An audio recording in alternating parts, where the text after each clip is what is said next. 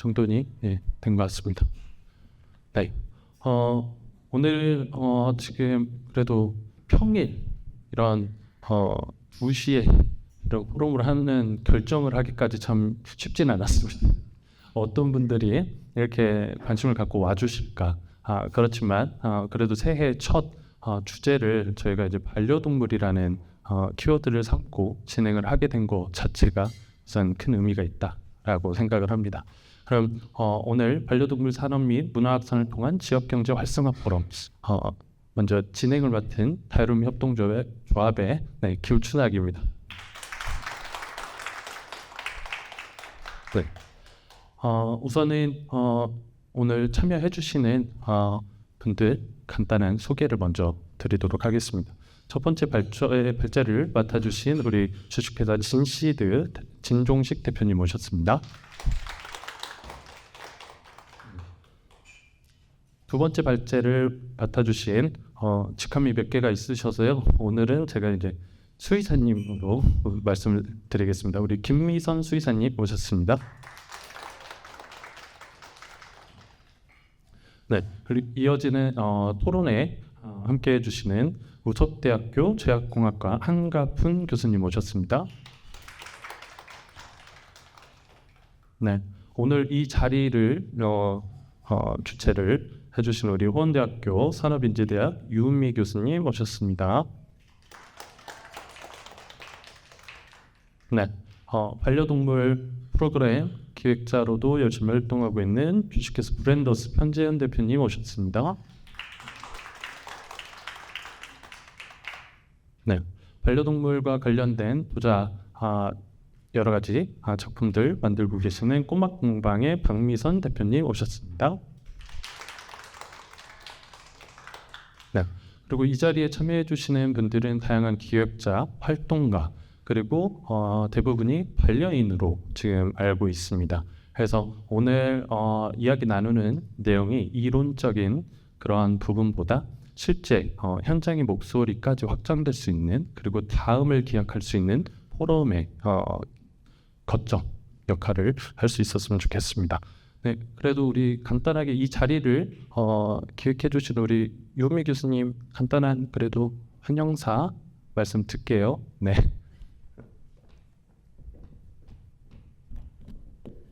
네, 새해 첫 프로젝트에 오신 걸 환영합니다. 저는 호원대학교 산업인재대학 유은미 교수입니다. 반갑습니다. 네.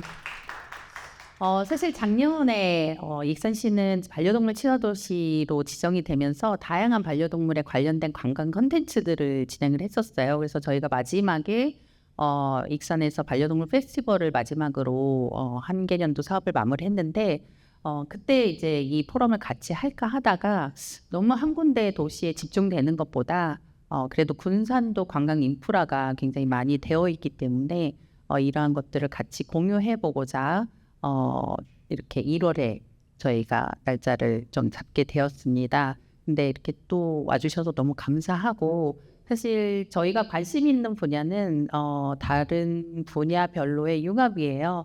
요즘은 한 분야 가지고는 좋은 콘텐츠를 만들 수 없기 때문에 연구자는 연구자대로 관광 콘텐츠를 만드는 콘텐츠 기획자대로 이러한 서로 간의 교류가 이종 학문끼리 교류가 활발하게 이루어졌으면 하는 바람에서 이 자리를 마련하게 됐습니다. 그런 의미에서 오늘 계신 구성원들이 서로 간에 이렇게 소통을 하는 시간도 굉장히 의미가 있을 것 같다는 생각이 듭니다. 그래서 차후년도에도 지속적으로 이런 자리를 마련하기 위해서 노력을 좀 하겠고요. 저희 호원대학교는 이런 문화예술의 강점을 가진 만큼 이렇게 저희와 융합해서 할 수 있는 일들을 좀 잘 만들어 보도록 하겠습니다. 오늘 좋은 말씀 잘 부탁드리겠습니다. 감사합니다. 네, 저희가 그 장소 선정을 하는 것부터도 조금 고민을 했는데 이곳을 혹시 와보신 적 있으실까요? 아마 또 처음 오신 분들도 꽤 있으신 것 같은데 여기에 카페의 중심 키워드가 강아지예요.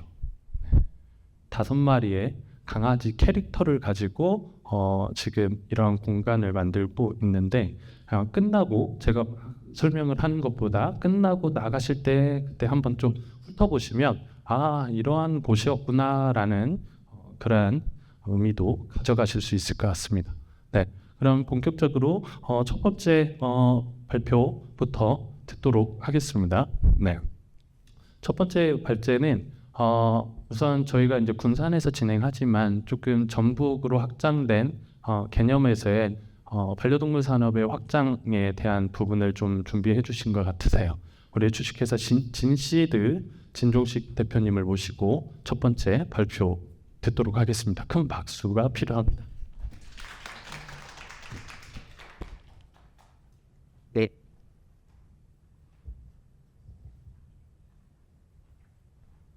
네, 안녕하세요. 방금 소개받은 주식회사 진시드의 진종식이라고 합니다. 잘 부탁드리겠습니다.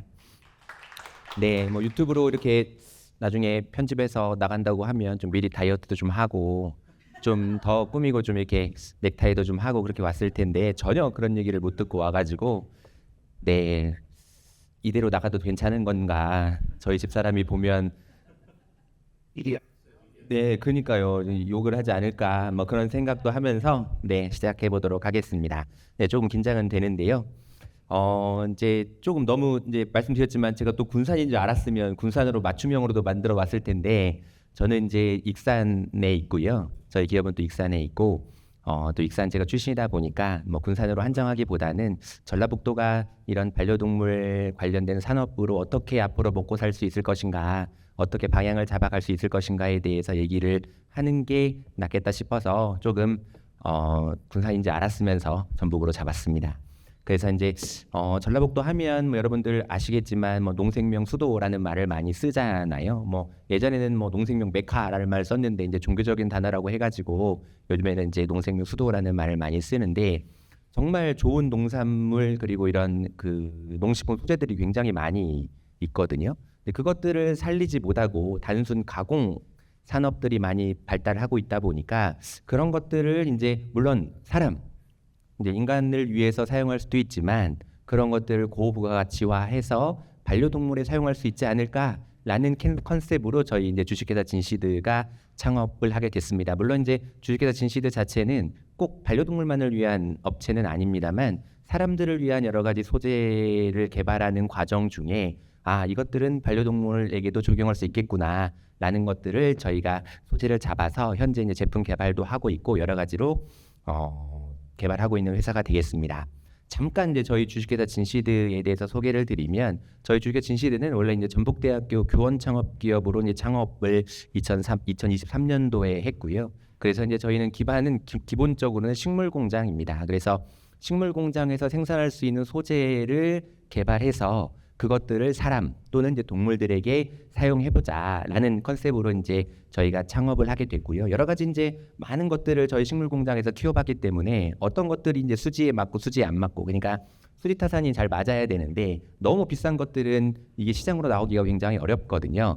근데 이제 저희가 이제 반려동물의 눈을 좀 돌리게 된 이유 중에 하나가 비싸도 팔리더라고요. 네, 그러니까 사람은 굉장히 요즘에는 건강기능식품 시장이 굉장히 많이 커지기도 했고 그다음에 이제 다양한 채널들이 많이 생기다 보니까 최근에 좀 혁신적으로 나온 게 이제 다이소 건강기능식품이거든요. 네, 다이소는 기본적으로 5,000원 이상 물건은 팔지 않기 때문에 건강기능식품을 어떻게 5,000원에 맞추지라고 생각을 했는데 맞추더라고요. 그래서 이제 지금 다이소에서 5,000원 정도 되는 건강기능식품들을 많이 팔고 있습니다. 그러면 결국은 이제 문제가 되는 게 이제 단가 문제거든요. 단가. 그러니까 저희가 이제 식물 공장에서 생산한 여러 가지 이제 소재들이 단가가 이제 맞을까? 시장에 나갈 수 있을 정도의 단가가 될까? 단가를 가지고 우리가 생산할 수 있을까? 근데 그런 의문들을 많이 가졌는데 처음에는 저희가 사람만 생각하다 보니까 결국은 이제 생산하는 시간, 그다음에 들어가는 인력, 그다음에 여러 가지 전기 뭐 이런 것도 생각해 보면 굉장히 회전도 빨라야 되고 그다음에 빨리 생산해서 싼 가격에 나갈 수 있는 소재를 생각하니까 요즘에 이제 식물 공장 많이 하는 것들이 이제 유로피안 채소라든지 상추 이런 것들이거든요. 근데 그런 것들로는 어떤 기능성이라고 하는 부가가치를 만들어내기가 굉장히 어려워서 저희가 이제 주식회사 진시드를 창업을 하고 그러면 이걸 가지고 뭐 돈을 벌 수 있는 방법이 뭐가 기업이기 때문에 돈을 벌어야 돼서 돈을 벌 수 있는 방법이 뭐가 있을까 해서 저희가 만들어낸 게 이제 이 버그레이드라고 하는 이제 사료가 되겠습니다. 여기에는 이제 물론 이제 메인이 되는 소재는 군뱅이입니다. 군뱅이. 이제 저희 이제 전북대학교하고 다른 한국식품연구원하고 공동으로 개발한 기술 중에 하나가 군뱅이를 고압 효소 분해를 해서 군뱅이가 이제 굉장히 좋은 단백질이거든요. 근데 이제 단백질을 이제 우리 섭취하게 되면 사람도 마찬가지지만 섭취하게 되면 그것들이 분해가 되지 않으면 아미노산으로 분해가 되지 않으니까 그게 이제 소화 흡수가 잘 안 되는 경우가 있단 말이에요. 그런 것들을 미리 이제 고압 효소 분해라는 기술을 이용해서 아미노산으로 분해를 시킨 다음에 그것들을 이제 섭취를 시키면 좋은 아미노산들을 많이 섭취하게 할 수 있는 그런 기술들이라서 그 기술을 가지고 저희가 버그레이드를 개발을 했고요. 그 안에 들어가는 것 중에 하나가 저희가 식물 공장에서 생산하는 갯질경이라고 하는 소재입니다. 그 갯질경이라는 소재는 염생 식물인데 저희가 이제 실험을 통해서 이제 증명한 것들이 이제 감소증, 근육에 관련된 여러 가지 기능성들이 알려져 있고 저희들이 실험을 통해서 증명을 해서 그러면 식물 공장에 생산한 그런 갯질경을 한번 사료에 적용해보자 한 것이 이 버그레이드라는 제품이 되겠습니다. 아직 뭐 특별히 잘 팔린다거나 뭐 저희 매출을 막 견인한다거나 그러지는 않은데 저희가 이제 저희 주식회사 진시드가 반려동물에도 관심을 가지면서 제품 개발을 하고 있다라고 많이 어필을 하고 있습니다. 실제로 이제 저희가 주식회사 진시드 얘기가 길어지나요? 네, 반려동물 얘기를 뒤에서 많이 해야 되는데 많이 하겠습니다. 저희는 원래는 저희가 돈이 된다고 생각하는 거는 지금 대마로 잡고 있습니다. 그래서 저희 주식회사 진시드 주력 제품 지금은 이제 판매를 할 수가 없죠. 법 때문에 판매를 할 수가 없지만 주력 소재 중에 하나가 대마가 되겠습니다. 그래서 열심히 그 대마 관련된 연구들을 많이 하고 있고요. 그리고 이제 실제로 뭐 대마를 지금 제품화한다고 해가지고 팔 수 있는 게 아니기 때문에 어떻게 하면 재배를 잘할 수 있을까? 어떻게 하면 좀 더 그 효능이 있게 가공할 수 있을까? 그리고 이런 것들이 이제 어떤 성분들을 기반으로 해서 우리가 이런 표준화한다거나 그런 것들 할 수 있을까라는 연구들을 굉장히 많이 하고 있고 실제로 저희가 이제 다른 과제를 통해서 지금 하고 있는 게 중간 정도 있습니다만 새싹 대마 연구입니다. 그래서 대마를 새싹으로 키워서 지금 농촌진흥청 과제이긴 한데 식품 등록을 하려고 지금 목표로 삼고 지금 과제를 수행하고 있고요. 현재로서는 이제 화장품 개발은 현재 거의 완료된 상태고 이제 반려동물 제품도 저희가 적용하기 위해서 지금 여러 가지 연구를 하고 있습니다. 네, 여기까지 이제 저희 진시드 소개가 좀 길었고요. 이제 앞으로 이제 조금 저도 이제 반려동물 제가 원래 전공은 이제 오늘 다음 발표하실 분이 수의사신데 저는 한약사거든요. 저는 원래 한약을 전공을 했어요. 그래가지고 여러 가지 식물 소재라든지 사람에게 좋은 그런 천연 소재들을 연구를 많이 해왔는데 반려동물에 관심을 가지기 시작한 거는 아까 이제 말씀드렸듯이 이제 창업을 하면서부터입니다. 그래서 저희가 이제 천연 소재를 개발하기 위해서는 열심히 실험을 많이 하거든요. 처음에 실험을 할 때는 이제 저희가 뭐 성분 연구도 하고요. 그다음에 처음에 할 때는 이제 세포 실험도 하고, 그다음에 동물 실험하고 더 좋으면 인간을 대상으로 인체 적용 시험 또는 뭐 임상 시험이라고 하죠. 그런 것들을 하게 되는데 너무 시간도 오래 걸리고 비용도 많이 들고 하거든요. 그러면 어차피 저희가 아까 말씀드렸지만 중간 단계인 동물 실험까지 완료가 되면 바로 적용할 수 있는 게 이제 동물용 의약품도 될 수 있고요. 그리고 이제 동물용 이제 사료 소재 같은 것들도 충분히 될 수 있기 때문에 그런 연구들을 하면서 이제 반려동물에 관심을 가지게 됐고 그런 연구들도 하고 공부도 많이 하고 있습니다. 제가 이제 애가 셋인데요. 저희 애들 소원이 그거예요. 아빠는 버그레이드 만들어서 팔고 있는데 왜 우리 집은 개를 안 키워? 이게 애들이 너무 이제 그 강아지를 좋아해가지고 강아지를 막 키우자고 열심히 지금 저를 설득하고 있는데 야 죄송합니다. 지금 반려인들도 계신데 내가 넷째를 낳았으면 낳았지. 지금 당장 강아지는 힘들다라고 얘기를 하고 설득을 하고 있습니다. 이제 그 이유 중에 하나가 저는 이제 어렸을 때부터 이제 좀 강아지를 집에 키웠거든요. 근데 헤어지는 게 너무 싫은 거예요. 네, 그런 아픔들을 이제 어렸을 때 몇 번 겪다 보니까 이게 강아지들이 수명이 좀 짧잖아요. 그러면서 이제 그런 것들을 겪다 보니까 그런 것들을 내가 또 견딜 수 있을까? 우리 애들이 물론 그런 것들이 정서적으로 많이 도움이 된다고 해서 최근 이제 많이 어린이들 있는 집에서 이제 반려견이나 반려묘를 많이 키우고 계신데 그런 것들을 견딜 수 있을까라는 생각도 들기도 하고요. 그리고 또 현실적인 점에 있어서 일단 돈이 많이 든다는 거. 네, 굉장히 돈이 많이 들고 저희 이제 그 뭐 수의사분들도 많이 알고 또 수의대 계신 이제 전북대 수의대 계신 교수님들도 많이 아는데 굉장히 이게 얘기를 들으면 들을수록 아 내가 감당할 수 있을까? 애 셋이 있는데 그 셋도 지금 굉장히 힘든데 반려견을 감당할 수 있을까? 그런 현실적인 문제도 없지 않아 있는 것 같습니다. 그런데 생각을 해보면 굉장히 그 여기 보면 페코노미라는 표현을 쓰기도 하는데 굉장히 불황을 모르는 산업이 되어 가고 있습니다. 이제 최근 들어서 이제 많이 이제 아이들을 많이 낳지 않다 보니까 그러는 이제 과정 중에 이제 반려견을 따로 키운다든지 반려견에 들이는 시간과 노력 어떤 금전적인 것들이 많이 늘어나면서 굉장히 폭발적으로 많이 성장을 하고 있습니다. 아까 이제 김미선 수의사님 자료에도 있었는데 진짜 반려동물 양육 인구가 1,500만 명. 진짜 아파트 단지 보면 밤에 한 1시간만 밖에 나가서 운동하고 있잖아요. 그러면 진짜 수십 마리는 보는 것 같아요. 이제 산책을 시켜주시는 분들이 굉장히 많이 있거든요. 그렇게 생각해 보면 그 정도 될 수 있겠구나라는 생각을 할 수 있었고요. 시장 규모도 굉장히 많이 커지고 있습니다. 그리고 이제 이런 부분이 가장 중요한데 저희 어렸을 때는 물론 제가 키웠던 이제 반려견들 반려견이라는 표현도 쓰지 않았죠. 반려견이라는 표현도 쓰지 않았는데 생각해 보면 가족이라는 생각은 별로 안 했던 것 같아요. 그냥 우리 집 마당에 있는 개, 네, 우리 마당에 있는 그 정도로 생각했는데 요즘 들어서는 굉장히 이런 가족의 일원으로서 많이 이제 그렇게 생각을 하는 경우가 굉장히 많이 있고 그런 것들이 이제 좀 이따 뒤에 다시 한번 설명을 드리겠지만 이게 이제 그 노령견이 되었을 때, 그러니까 개들이 나이를 먹었을 때 어떻게 접근을 하는가. 그러니까 이게 그냥 우리 집에 있는 동물이냐 아니면 사람이냐. 뭐 사람은 아니지만요. 사람처럼 우리가 이제 케어를 해줘야 되느냐 그런 것들을 생각해 보면 굉장히 지금 기로에 있는 것 같거든요. 그래서 가족의 일원으로서 생각하는 분들도 굉장히 많이 늘어났고 그리고 이제 최근 들어서 공항에 가보면 아시겠지만 이렇게 반려견 들고 다니는 분 계시거든요. 상상 몇 년만 전만 해도 상상도 할 수 없는 일이었는데 뭐 반려견 호텔이라든지 뭐 반려견을 맡아주는 서비스라든지 그런 것들도 굉장히 산업적으로 커지고 있어서 단순히 제가 지금 관심을 가지고 있는 반려동물을 위한 기능성 소재뿐만이 아니고 여러 가지 산업들이 한꺼번에 지금 커가고 있는 것 같습니다. 그리고 이제 이런 것들이 이제 전북에 어떤 기회가 될 것인가. 솔직히 전라북도 굉장히 어렵습니다. 네. 특별히 내세울 만한 어떤 산업적인 어떤 방향성이 없어요.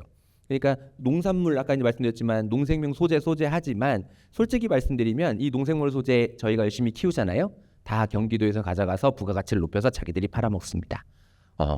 굉장히 그러니까 우리 전라북도는 단순히 1차 산업만 열심히 하고 있는 부분들이 있어요. 그러니까 이제 익산시도 아까도 유미 교수님 말씀해 주셨지만 그 익산 같은 경우도 여러 가지 산업들을 찾아내고 있는 과정 중에 아까 이제 반려동물 친화 도시라든지 그런 컨셉들을 가져다가 크게 사업화하려고 노력을 하고 있는 그런 부분들이 있거든요. 근데 이제 이런 전라북도의 기회라고 하면 저는 이제 소재, 천연 소재를 가지고 연구를 해왔고 이제 앞으로도 할 거지만 이런 지역 특산품을 활용한 여러 가지 프리미엄 펫푸드 같은 것을 개발하면 어떨까라는 생각을 하고 있습니다. 아까 이제 저 버그레이드라고 하는 사료 이제 보조 사료거든요. 보조 사료를 개발했는데 거기에 가장 들어가는 이제 아까 처음 이제 저희가 메인되는 소재가 군뱅이라고 말씀드렸잖아요. 근데 사실은 거기 그 군뱅이가 제일 비싼 소재는 아니고요. 저희는 제주에서 생산되는 해마를 넣습니다. 정말 비싸요.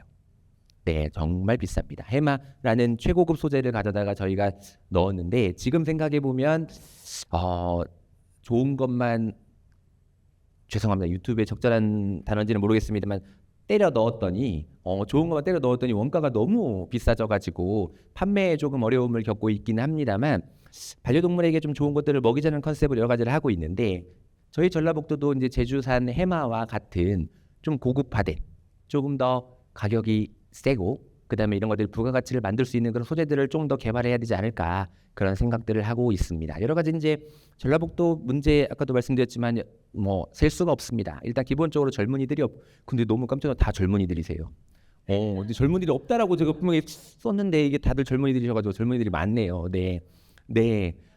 젊은이들이 굉장히 많이 유출되고 있고, 네. 심지어 뭐 제가 잘 아는 이제 청소년들, 중고생들, 또 대학 어디로 갈래? 그러면 다 서울로 간다고 할 정도니까 이제 다 빠져나간다는 거잖아요. 네, 그렇게 생각하면 굉장히 힘들고 그리고 농업 중심의 그런 산업 구조라든지 그다음에 이제 이런 것들이 기반이 되다 보니까 결국은 이제 지역 경제 저성장으로 인해서 여러 가지 일자리도 줄어들고 이제 악순환이 계속되고 있다는 거죠. 뭔가 돌파구를 찾아야 되는데 그런 것들이 이제 중심에 설 수 있는 것들이 저게 반려동물 산업이 아닌가라는 생각을 하게 됩니다. 그래서 익산에서도 어떤 것들을 이제 추진했냐면 지금은 이제 그게 현실화되지 않았습니다만 익산 하면 딱 강점 있는 거 뭐 생각나는 거 있으세요?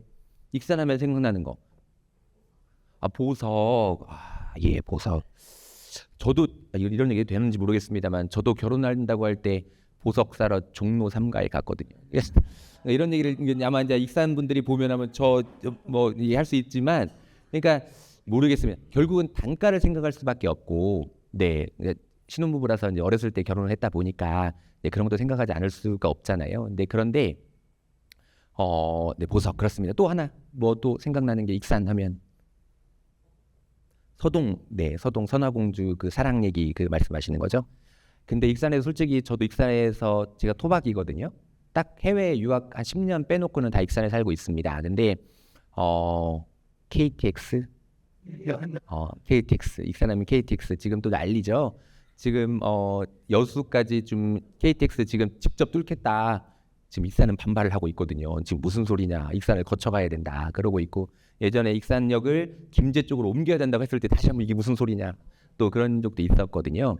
그러니까 이제 KTX라고 하는 이제 서울에서 접근성이 좋은 거죠. 물론 거꾸로 익산에서 서울로의 접근성이 좋기 때문에 병원이라든지 다 서울로 가지만 서울에서 큰 도시로부터 접근성이 굉장히 좋기 때문에 그러니까 서울에서 출발해서 1시간 내에 올 수 있는 익산이라는 도시의 장점을 생각해 본다고 하면 반려동물을 데리고 와서 여기서 활동하고 뭔가 반려동물들에게 좋은 추억을 남겨줄 수 있는 그런 시스템 그래서 한번 만들어 보자라는 아이디어들이 계속적으로 나오고 있거든요. 그래가지고 익산 뭐 반려동물들을 위한 돔이라든지 그런 것들을 만들어서 뛰어놀고 데이터를 수집하고 걔네들을 위한 어떤 추억들을 만들어주고 계속적으로 관리해주고 그런 이제 것들로 익산도 굉장히 많이 준비를 하고 있습니다. 그래서 여러 가지 이제 경제적인 부분에 있어서는 뭐 로컬 푸드 기반, 그러니까 익산이나 전주나 김제나 군산이나 생산하고 있는 여러 가지 로컬 푸드들을 이런 고부가 가치 사료 소재라든지 그다음에 반려견들을 위한 이런 음식으로 만들어서 공급하는 그런 것들도 생각할 수 있고요. 그리고 이제 문화의 문제죠. 아까 저도 아직은 반려동물 산업 부분에 있어서는 아직 이제 초보라고도 볼 수 있고 아직 그 부분에서 많이 깨어나지는 못한 것 같아요. 이렇게까지 반려동물한테 한다고? 라고 하는 그런 좀 고정관념도 아직 조금 있고 하지만 이제 점점 그런 것들이 이제 문화 속에 스며들면 아마 제 생각도 조금씩 바뀌지 않을까. 그러니까 그런 의미에서 저희 애들이 저를 세뇌하는 것 같아요. 아빠, 우리 강아지를 키우면 이런 면도 좋고 이런 면도 좋고 이런 면도 좋고 뭐 우리가 다 산책도 시켜줄 거고 그다음에 이런 정서적으로 꼭 이런 정서적이란 말을 잘 쓰는 애들이 아닌데 어디서 막 유튜브 보고 아빠를 설득하는 법 이런 걸 찾아봤나 봐요. 그래서 뭐 정서적으로도 어떻고 저쩌고 말도 잘 들을 거고 뭐 용돈도 안 줘도 되고 우리 용돈을 다 여기다 줘도 되고 근데 믿을 수 있을지는 모르겠습니다만 아무튼 그런 어떤 문화적인 부분들 네 그러니까 어떤 녹아 들어가야 되는 거거든요. 그런 아직은 적응은 잘 안 되고 있지만 그런 문화적인 부분들 그리고 약간 농생명뿐만이 아니고 그런 생명을 아끼는 그런 전라북도라는 컨셉 같은 경우도 굉장히 좋을 것 같습니다. 하지만 그러기 위해서는 여러 가지 인프라들이 필요하거든요. 인프라는 돈입니다. 네, 모든 게 돈이지만 인프라는 돈이 더 많이 들어갑니다.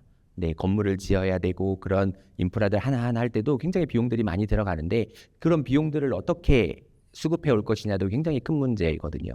이제 뭐 연구자 같은 경우는 연구비를 따오는 것들이 될 수도 있고 지역에서는 큰 사업들을 따와서 어떤 정말 구체적인 사업화하는 것들도 필요할 수 있고 그러니까 이제 우리 유은미 교수님 같은 이제 전문가들이 나서서 그런 큰 사업들을 따오고 정말 지역에서 현실화하는 것들이 굉장히 필요한데 그런 전문가들 이제 이런 포럼들이 정말 그런 전문가들을 모으고 생각을 모아서 아이디어를 내고 그런 것들을 현실화하는 그런 자리가 되지 않을까 생각합니다. 그러면 어떻게 전략적으로 접근할 것인가? 그런데 저는 이제 제 전공이 이제 그런 쪽이기 때문에 푸드를 많이 생각을 했고요. 어떻게 하면 이제 동물들에게 좋은 것들을 줄 수 있을까? 저희 버그레이드 제가 사람들한테 소개할 때 제가 까서 먹습니다.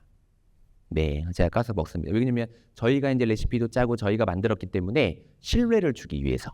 네, 뭐 그렇다고 바로 가가지고 뭐 토한다거나 그러지는 않습니다만 정말 좋은 것만 넣었다는 걸 보여드리기 위해서 제가 까서 먹거든요. 결국은 사람이 먹는 걸 예전에는 그랬잖아요. 물론 이제 지금과는 시대가 다르지만 옛날에 반려동물 키울 때는 그냥 우리가 먹는 걸 줬단 말이에요. 네. 근데 이제 아까 말씀드렸듯이 지금은 더 좋은 걸 주지만 결국은 사람이 먹는 것도 우리 반려동물들에게 줄 수 있다라고 생각해 본다면 결국은 전라북도가 그런 K푸드의 연장선상에서 K펫푸드도 강점이 있지 않을까 그렇게 생각을 하고 있습니다. 그리고 이제 사람이잖아요. 근데 반려동물도 사람화되어 간다고 아까 말씀드렸습니다만 결국은 반려동물도 옷도 입어야 되고요. 네, 화장품도 써야 되고요. 이제 뒤에 나오겠지만 의약품도 있어야 되고요. 여러 가지 산업들이 굉장히 많이 있거든요. 그리고 제가 아는 기업 중에 하나가 그런 소음을 줄여주는 네, 그런 이제 집이죠. 왜냐면 아파트에서 짓기 시작하면 민원이 엄청 많이 들어오기 때문에 반려동물이 조금 짖더라도 그런 것들을 소음을 경감시켜주는 그런 동물들이 편안하게 지낼 수 있는 집들에 대한 그런 사업을 하시는 분들도 계셔서 여러 가지 아이들이 복합적으로 작용을 한다고 하면 굉장히 좋겠다라는 생각을 많이 했습니다. 그리고 페스테이 아까 말씀드렸지만 KTX라는 이제 그런 강점들을 이용하게 된다면 익산 얘기긴 하지만 그렇게 이제 페스테이도 가능하지 않을까라는 생각을 했지만 무엇보다도 결국은 사람이더라고요. 여기 계신 분들은 아마 반려동물에 관심이 있으신가 이 자리에 계시잖아요. 그러니까 결국은 이런 분들이 이런 산업들을 끌고 가야 되거든요. 그러니까 이런 여러 가지 아이디어를 만들어내고 그것들을 기획서를 써서 기획 보고서를 써서 그것들을 제안을 하고 그것들을 받아와서 결국은 지역에 뿌리고 같이 함께 만들어가는 그런 사업들을 젊은이들이 해야 됩니다. 젊은이들이 해야 되고요. 물론 앞으로 끌어주는 사람들이 있어야 되겠습니다만 젊은이들이 있어야 되고 결국 그러기 위해서는 결국은 그런 전문가들을 키워내는 교육이 뒤따라야 되거든요. 근데 그런 게 굉장히 많이 필요한 것 같습니다. 네. 이제 거의 이제 시간적으로 다 돼가는 것 같은데 이게 이제 좀 오늘 이제 지금 자료에는 없는 자료인데요. 이제 좀 따끈따끈한 자료입니다. 이런 이제 정부 정책이라든지 지원금을 보면 앞으로 반려동물이 어떻게 이제 반려동물 산업이 이제 국가에 의해서 끌려나갈 것인가. 근데 국가가 끌고 나가는 부분들이 있으니까 생각해 볼 수가 있는데요. 이게 이제 올해 지금 이제 일부는 이제 RFP가 공개가 다 됐고요. 근데 지금 이제 곧 공고들이 날 과제들이 되겠습니다. 그런데 보면 깜짝 놀란 게 아까도 오면서 저희 연구소장님 진시대 연구소장님 저희 김석규 박사님 저기 계십니다만 오면서 여러 가지 얘기들을 하는데 완전히 다 사람 약들이거든요. 이런 치료제를 개발하는 과제들이 이제 국가에서 이런 치료제를 개발해라. 보면 이제 암, 심부전증, 인지장애, 그다음에 여러 가지 기타 질환 치료제들 뭐 갑상선 질환 이런 것들도 들어 있더라고요. 그리고 이제 뭐 첨단 정밀 진단 의료기기, 그다음 펫 헬스케어 서비스 이런 것들도 이제는 국가에서 반려동물을 위해서 이런 의약품들을 개발하고 시스템을 개발하고 기구들을 개발해라라고 지원금을 주는 거잖아요. 그러면 우리가 앞으로 국가에서는 이런 방향으로 끌고 가겠다라는 걸 보여주는 거거든요.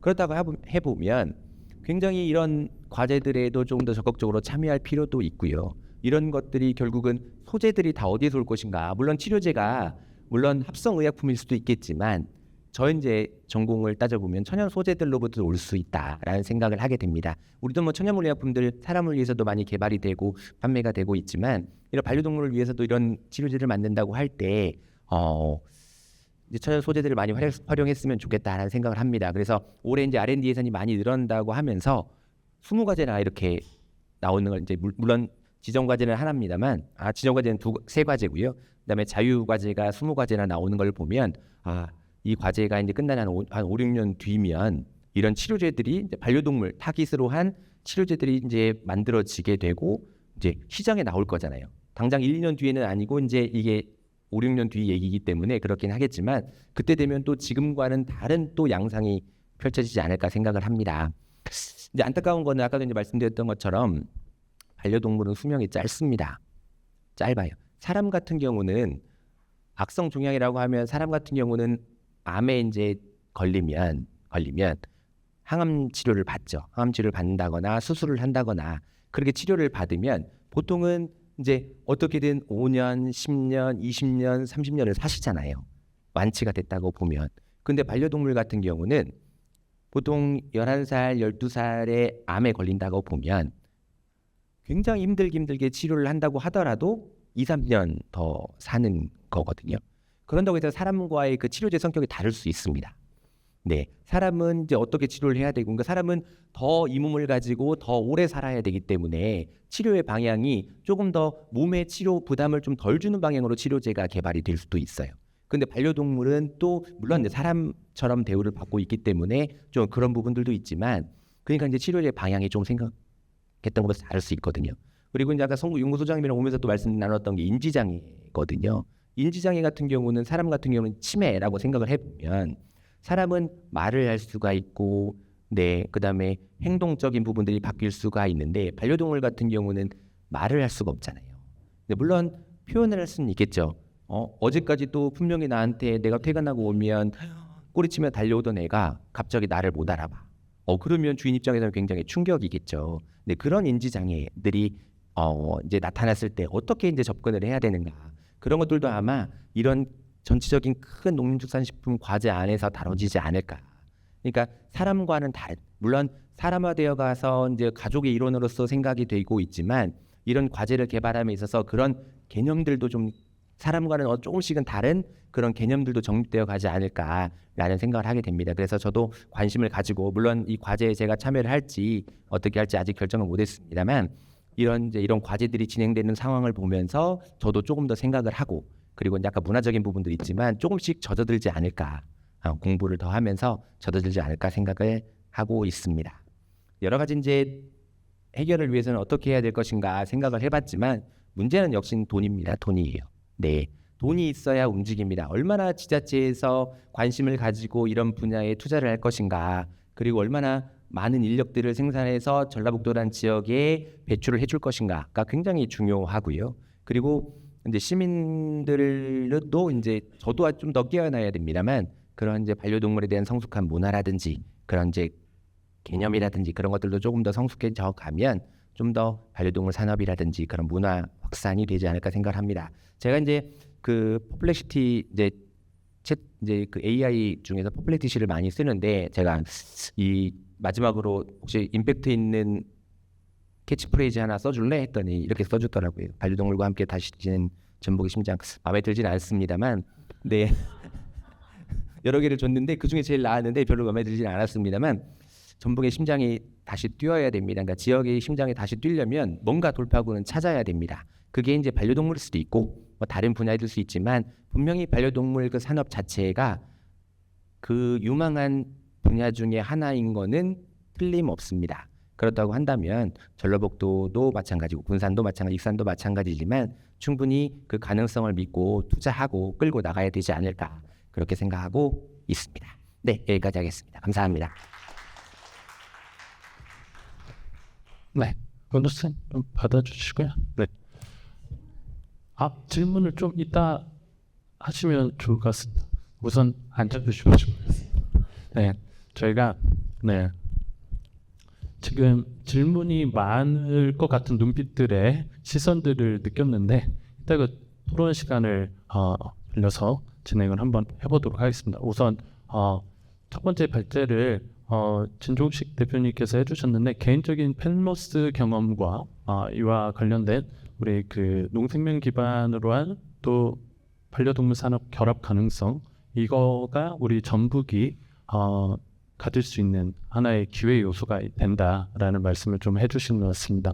그러면서 우리가 지자체, 그리고 기업, 대학, 그리고 시민들이 각각 어떠한 역할을 해야 하는지 그 말씀까지 해주신 것 같습니다.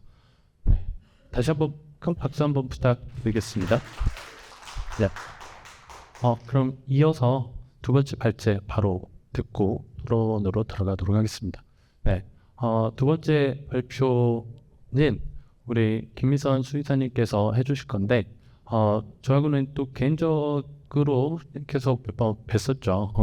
수의사님은 또 청소년들 대상으로도 이런 수의사라는 직업에 대한 진로 방향성에 대해서도 좀 말씀을 많이 해주시고, 상당히 다양한 처음 듣는 이야기들을 좀 많이 해주셔서 인상이 깊었던 기억이 있습니다.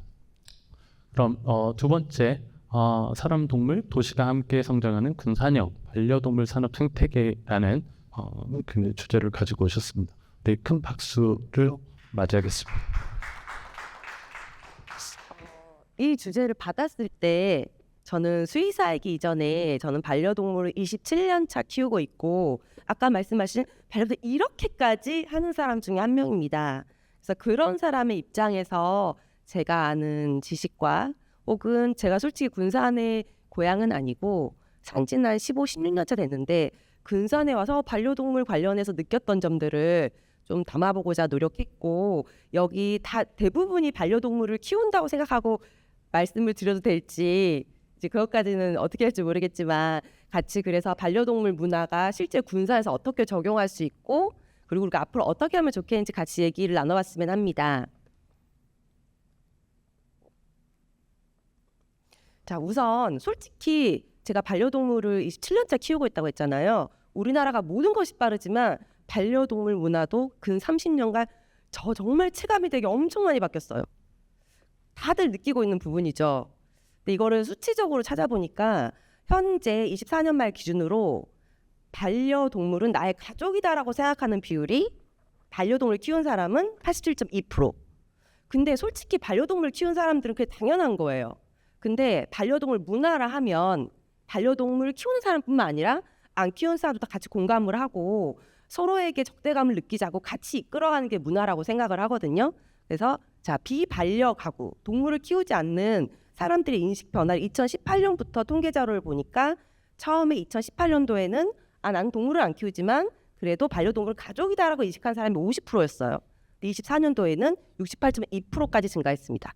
이것도 반려동물 키우지 않은 사람들의 인식도 많이 변화되고 있다는 것. 그리고 우리는 뭐 솔직히 요새는 애완동물이랑 말을 잘 안 쓰죠. 하지만 반려동물 안 키우는 사람은 여전히 많이 씁니다. 제 주변에서도 있어요. 그래서 여전히 펫이라는 말도 솔직히 용품이나 인터넷 사이트나 펫이라는 용어가 종종 등장을 해요. 그래서 이제 서양에서는 요새 인문학이나 어떤 제품에 펫이란 용어 대신 휴머니네이션이 정말 많이 등장합니다. 이건 뭐냐면 동물을 의인화시킨다. 그래서 제품이든 사료든 먹는 거든 내가 먹는 거를 우리 반려동물한테 먹이고 싶고 내가 입는 옷을 반려동물한테 입히고 싶어요. 유기농 옷감이 너무 좋네. 우리 애기한테도 유기농된 옷을 입히고 싶고 이렇게 해서 서양은 의인화해서 내가 키운 반려동물이 사람이라고 생각해서 나오는 제품들이 정말 급격하게 증가하고 있습니다.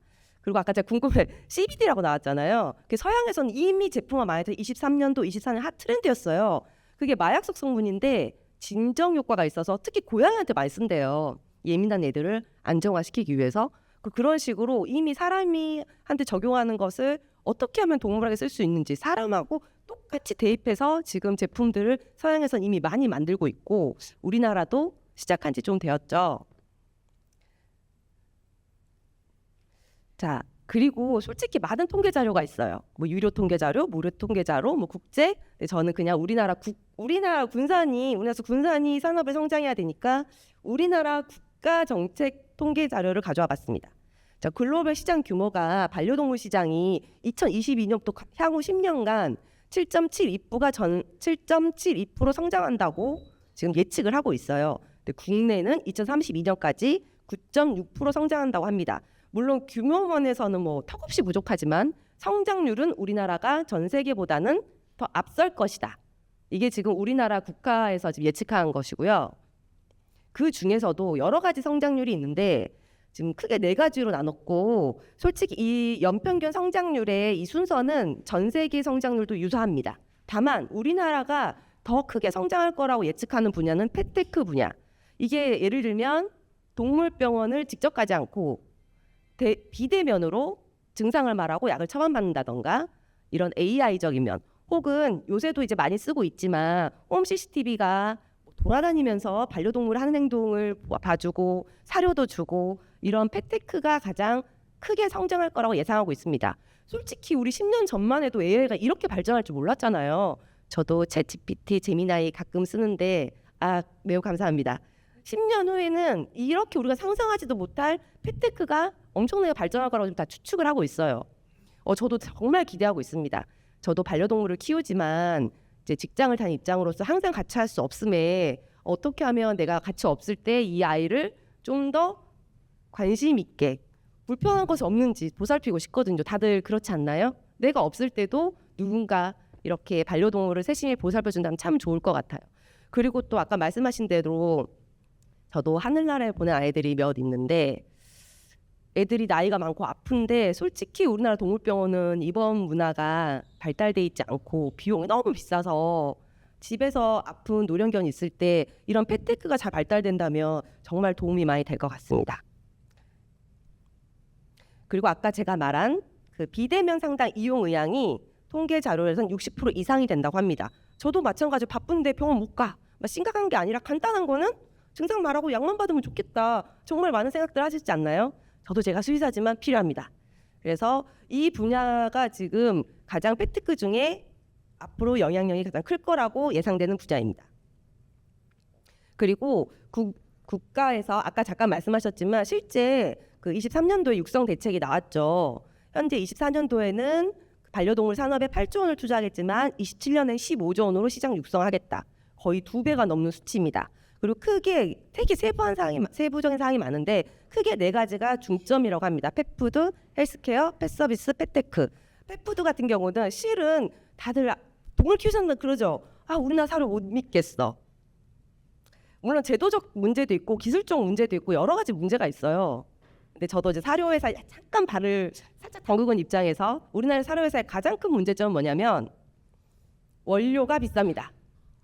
주 원료가 고기잖아요. 고기. 아유, 호주나 미국 가면 소를 풀어놓고 키우는데 얼마 싸요. 우리나라는 주 원료가 비쌉니다. 수입해 오는 건 싸지만 또 우리나라 나도 수입고기 말고 우리 애들 한우 먹이고 싶은데 그렇지 않나요? 그래서 이 펫푸드가 원료 안정성 평가 영양 관리 가이드라인이라고 해서 솔직히 말하면 지금 동물약품 취급 규칙도 곧 바뀔 예정이고요. 세심하게 뭐 고시라든가 그리고 사료관리법도 지금 엄청나게 국가에서 바꾸려고 준비하고 있고 실제 나온 고시도 많고 그리고 사료 관련 법령도 지금 특히 반려사료 정말 따로 특화해서 지금 법을 빼려고 계속 지금 수요 조사 중이고요. 그러니까 우리 반려동물 키우는 사람들이 관심을 가지고 이렇게 되고 있구나 하고 국가에 압박을 넣어야지 좋은 사료가 만들어집니다. 근데 물론 가격은 매우 비싸질 거예요. 아까 말한 대로. 그리고 이제 헬스케어. 아까 말한 것 중에 AI 말고라도 여러 가지 이 진료비 부가세 면제도 국가에서 지금 시행하려고 나온 거고요. 그 펫보험도 지금 많이 쓸 수 있도록 지금 국가에서 지원한다고 합니다.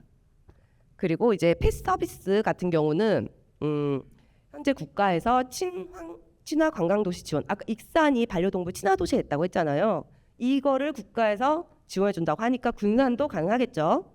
그다음에 행동 지도사 자격 도입. 솔직히 우리가 세상에 나쁜 개는 없다. 강영욱 동물 교정사분.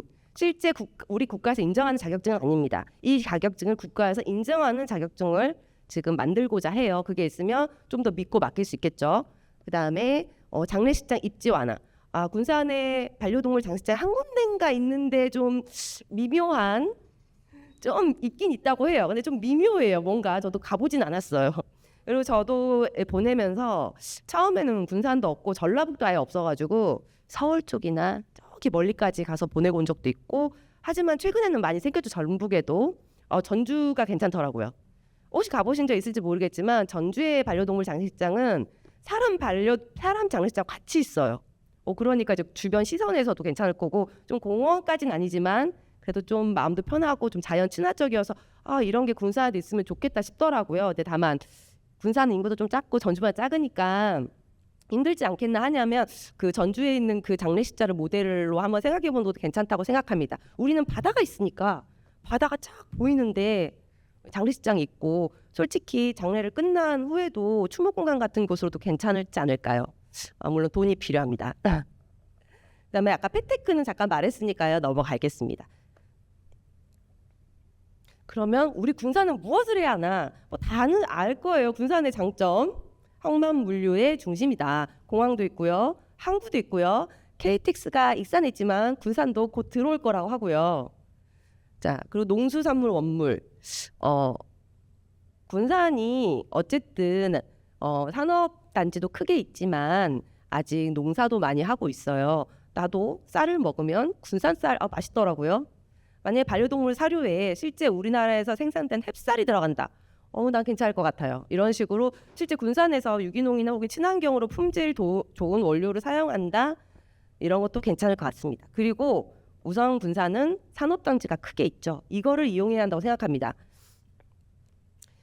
제가 2024년도에 슈퍼주 세계 펫 박람회를 다녀왔어요. 이건 미국 라스베가스에서 하는 박람회인데 전 세계 업체들이 모이는 거거든요. 자, 국내 박람회와 다른 점. 여러분들 다들 저기 일산의 K백 페어, 부산의 궁딘팡팡 이런 데 가보셨죠? 가면 대부분이 제품 홍보와 판매가 목적이더라고요. 솔직히 우리나라 박람회도 초창기에는 이러지 않았어요. 제품 판매가 아닌 제품의 홍보와 장점, 업체를 어필하는 박람회였는데 요새 너무 변질돼서 속상하더라고요. 그냥 하나의 시장밖에 안 되더라고요. 근데 이 박람회는 제품을 판매하지 않아요. 다만 어떤 게 있냐? 제품을 알리고 소비자한테 보여주는 게 아니라 기업 간의 박람회예요. 사료도 있고 간식 당연히 있고요. 용품, 그다음에 사료를 만들 때 필요한 재료, 원료, 포장자재 모든 업체들이 다 모여 있어요. 그러니까 내가 사료회사 사람이야. 가서 다른 회사 제품은 이런 게 있구나. 다른 용품은 이런 게 있고 그다음에 이 회사 포장재 이게 좋네 이러면서 한꺼번에 원스톱으로 기업 간에 그 의사소통도 하고 정보도 교류하는 박람회더라고. 그리고 엄청 크고 규모가 넓었어요. 그래서 이렇구나 이런 게 처음이네 나는 이렇게 되게 좋았거든요. 그래서 실제 우리나라 박람회는 기업과 소비자 간의 B2C 개념인데 이런 슈퍼주 박람회처럼 B2B 중심의 박람회를 열어야 한다고 생각을 합니다. 특히 군산이 산업단지가 있으니까 군산에 반려동물 관련된 산업 공장들이 많이 있다면 그것들을 모아서 같이 교류도 하고 그리고 박람회도 열고 그러면 박람회 열면은 이제 기업 간이 그 교류가 주 목적이지만 관광 산업도 될 수 있어요. 실제 내가 반려동물을 키우는데 반려동물 사료를 만들 때 과정이나 소재는 이런 게 쓰이고 이런 게 있구나 이런 것도 하나의 흥미거리가 된다고 생각을 합니다. 그리고 여기서 조금 벗어나야겠지만 제가 여기 가서 느낀 점이 우리나라가 잘하는 것도 있더라고요. 가니까 막 핫한 신상품이래요. 사골 국물이야. 걔한테 좋대. 천연 물질이야. 이거 우리 님이 먹이고 있는데. 막 고구마 말랭이 갖다 놓고 이거 친환경으로 고구마 말린 거래. 엄청 뭐 신상으로 막 핫하대요. 친환경이고 뭐 우리 이미 먹이고 있는데 이런 것들이 이제 서양에서 인제 시작을 하고 있어요. 동양 것을 따라하는. 우리나라는 이미 뭐 나물이든 고구마 뭐 사골국물 다 먹이는데 막 그 흰 쌀죽 가지고 이게 걔한테 좋대요. 건강식이라고 우리 이미 먹이고 있는데 뭐 이런 느낌. 그래서 우리나라가 이제 문화적으로 많이 발전하고 있잖아요. 그래서 우리는 이미 하고 있는 걸 서양에서는 막 너무 좋다고 홍보를 하더라고. 자기들 개발을 했대. 그래서 군산도 이미 있지만 다른 나라에 없는 거를 좀 이렇게 개발을 해서 같이 했으면 좋겠습니다. 그래서 제가 생각한 게 우선 저희가 산업단지가 있으니까 아까 말한 고부가가치 펫푸드 뿐만 아니라 사료를 만들 때 필요한 다른 여러 가지 저도 모든 걸 알진 않으니까 자 의료용품이라든지 식품 같은 경우는 포장 용기에 법적 규제가 있어요. 뭐 유해물질 나오면 안 되고 아직 반려동물은 거기까지 가지 않았거든요. 반려동물도 곧 생길 거예요. 사료 포장지에 유해물질이 얼마 이상이 검출되면 안 되고 어느 정도는 충족이 돼야 된다. 그럼 그런 소재를 만드는 업체도 필요하겠죠. 대부분은 괜찮은 업체들은 솔직히 외국에 많아요. 우리나라도 그런 업체들을 개발을 해서 우리나라 시장이 작으니까 수출도 해야겠죠. 그런 업체들을 키워서 이제 군산 여기 새만금에 공장들을 이렇게 막 세우는 거예요. 그리고 저는 지금 포장재 얘기만 있지만 사료를 만드는 기계도 필요하고요. 뭐 여러 가지가 필요하겠죠. 다 그런 업체들을 다 모아서 반려동물 산업 방지를 만드는 것이 어떨까. 물론 말은 쉽죠. 어렵긴 하겠지만 저는 그런 것을 꿈꾸고 싶습니다. 그 다음에 아까 펫테크 얘기 나왔는데 그럼 AI 기반으로 이거를 만든다고 만드는 게 아니라 여기에 관련된 법이 있어요. 이 법을 업체들은 잘 모른단 말이죠. 국가에서 정책적으로 군산시에서 이런 법령을 좀 가르쳐주고 좀 관리를 해주면서 업체를 유치한다면 업체들이 잘 오지 않겠습니까? 저도 항상 어떤 일을 추진을 할 때 이게 법에 문제가 없나? 과연 가능할까? 이게 가장 궁금하거든요. 그래서 이것이 혹시 정책을 하신 분들이 있다면 이런 법령이나 앞으로 지금은 아니지만 향후 이렇게 될 법령이 있다. 이럴 수 있다. 미리 대비해서 군산시에서 이런 법령 관련해서 기업들한테 컨설팅을 해준다거나 도움을 주면 업체들이 잘 올 것 같습니다. 왜냐하면 이게 쉽지가 않거든요. 그래서 이제 이 규제 샌드박스를 활용해서 새로운 테크 솔루션을 가장 먼저 도입하는 도시가 되면 좋겠습니다. 그리고 안타깝지만 군산에는 반려동물 관련 학과가 없어요. 하지만 전주 기전대, 뭐 전주대학교, 그리고 원광대 이렇게 딱 3개 정도 가까이 있으니까 거기랑 협력을 하고, 그 다음에 우리 군산대나 우리 군산 여기 호원대나 여기 있는 이제 실제 산업 관련된 전공하시는 분들, 그리고 저는 솔직히 인문학이 빠지면 안 된다고 생각하거든요. 앞으로는 이런, 저도 이과지만 이 문화나 철학이 되게 중요하다고 생각을 해요.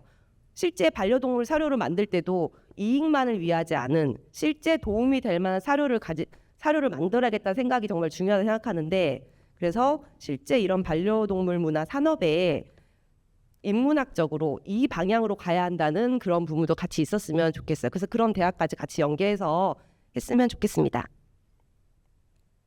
그리고 이제 통계 자료에 의하면 반려동물과 동반 영양이 74.6%라고 합니다. 장묘 서비스는 70% 이상. 근데 장묘 서비스는 제가 아까 언급을 했는데 아직 군산은 조금 힘들 것 같아서 작게 적고, 솔직히 여기 반려동물 키우시는 분들 다 같이 여행 다니시나요? 다니죠. 저도 가요. 예전에 그 군산에는 반려동물과 같이 갈 만한 공원이라든가 숙박가 없어서 주말마다 서울도 가고 강원도도 가고 이렇게 다녔어요. 저 예전에는.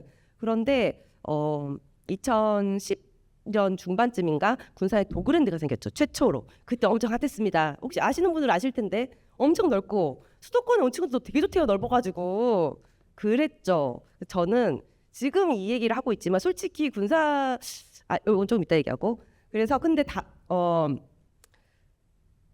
펫트래킹이라고 아까도 말씀하셨는데 솔직히 펫트래킹이요, 내가 개를 데리고 산책을 해. 근데 산책하려고 오긴 좀 힘들잖아. 그거 하나 하려고 여기까지 오겠어요? 근데 군산에 볼 것도 많죠. 여기 군산 생활 이쪽으로 해가지고. 그래서 저는 펫트래킹과 펫스테이를 묶어가지고 내가 예를 와서 자 펫트래킹도 이런 데 말고 바닷가 바다 보이는데 이렇게 가야지 차별화가 있겠죠. 근데 다만 펫트래킹을 하려면 길이 좀 넓어야 돼.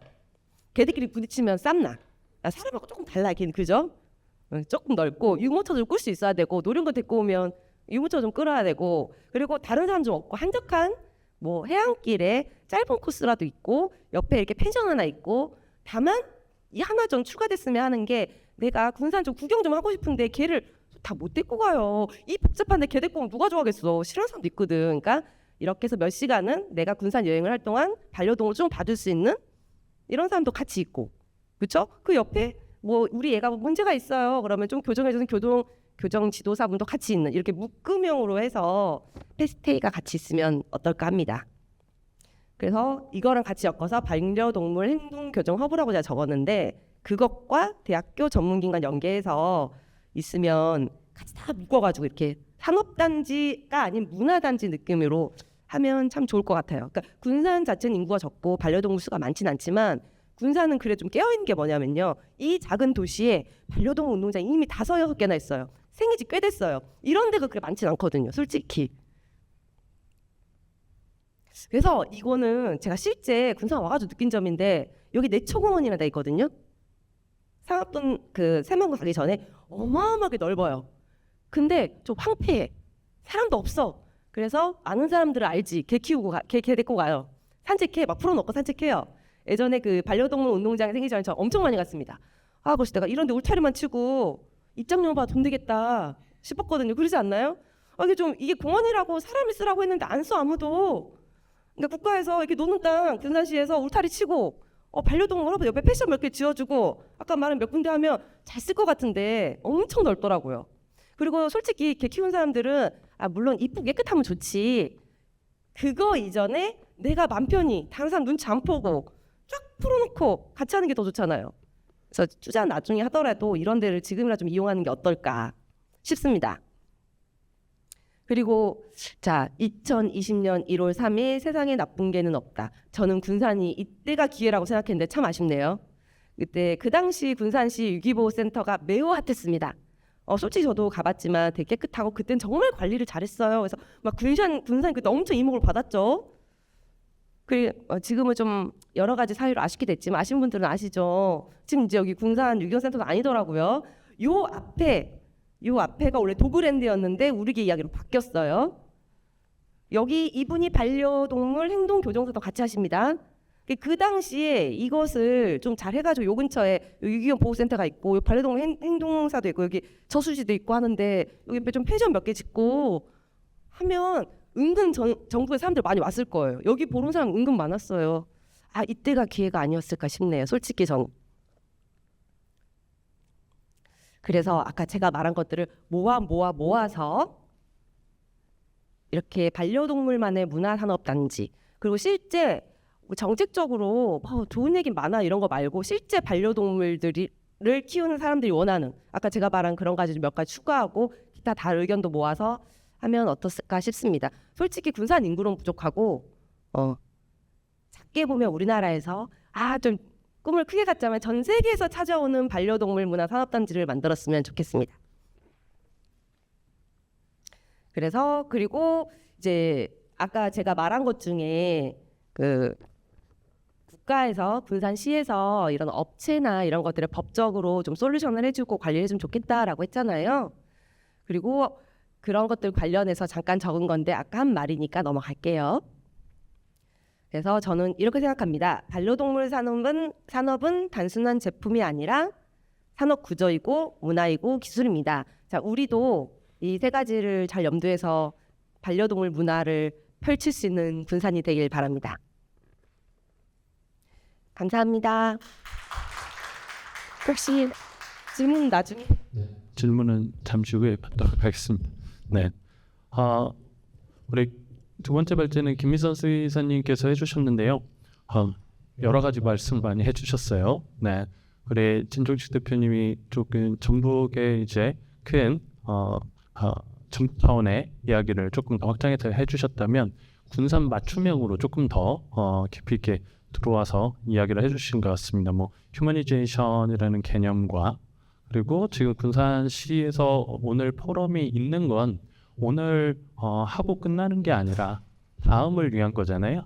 그 다음으로 반려동물 친화 도시까지 갔으면 좋겠다라는 말씀도 주셨습니다. 전반적으로 이제 B2C 수준을 넘어서 B2B 차원의 산업 생태계가 구축되었으면 좋겠다는 말씀도 해주셨고, 이와 관련된 군산의 허브 관점으로서 반려동물 친화 복합 지구를 제시해 주셨습니다. 저는 개인적으로 군산시 정책자문위원을 하고 있는데 이러한 것들은 좀 아쉽네요. 군산시에 좀 더 공무원이 와서 직접 들었으면 조금 더 의미 있는 시간이 아니었을까. 근데 또 반려동물에 대한 관심이 좀 크긴 큰 것 같습니다. 우리 언론 쪽에서도 서울경제TV에서도 우리 국장님하고 아나운서님도 오셔서 보고 계시고 있습니다. 그럼 잠시 한 5분 정도 자리 정돈하고 종합토론 이어서 가도록 하겠습니다. 감사합니다.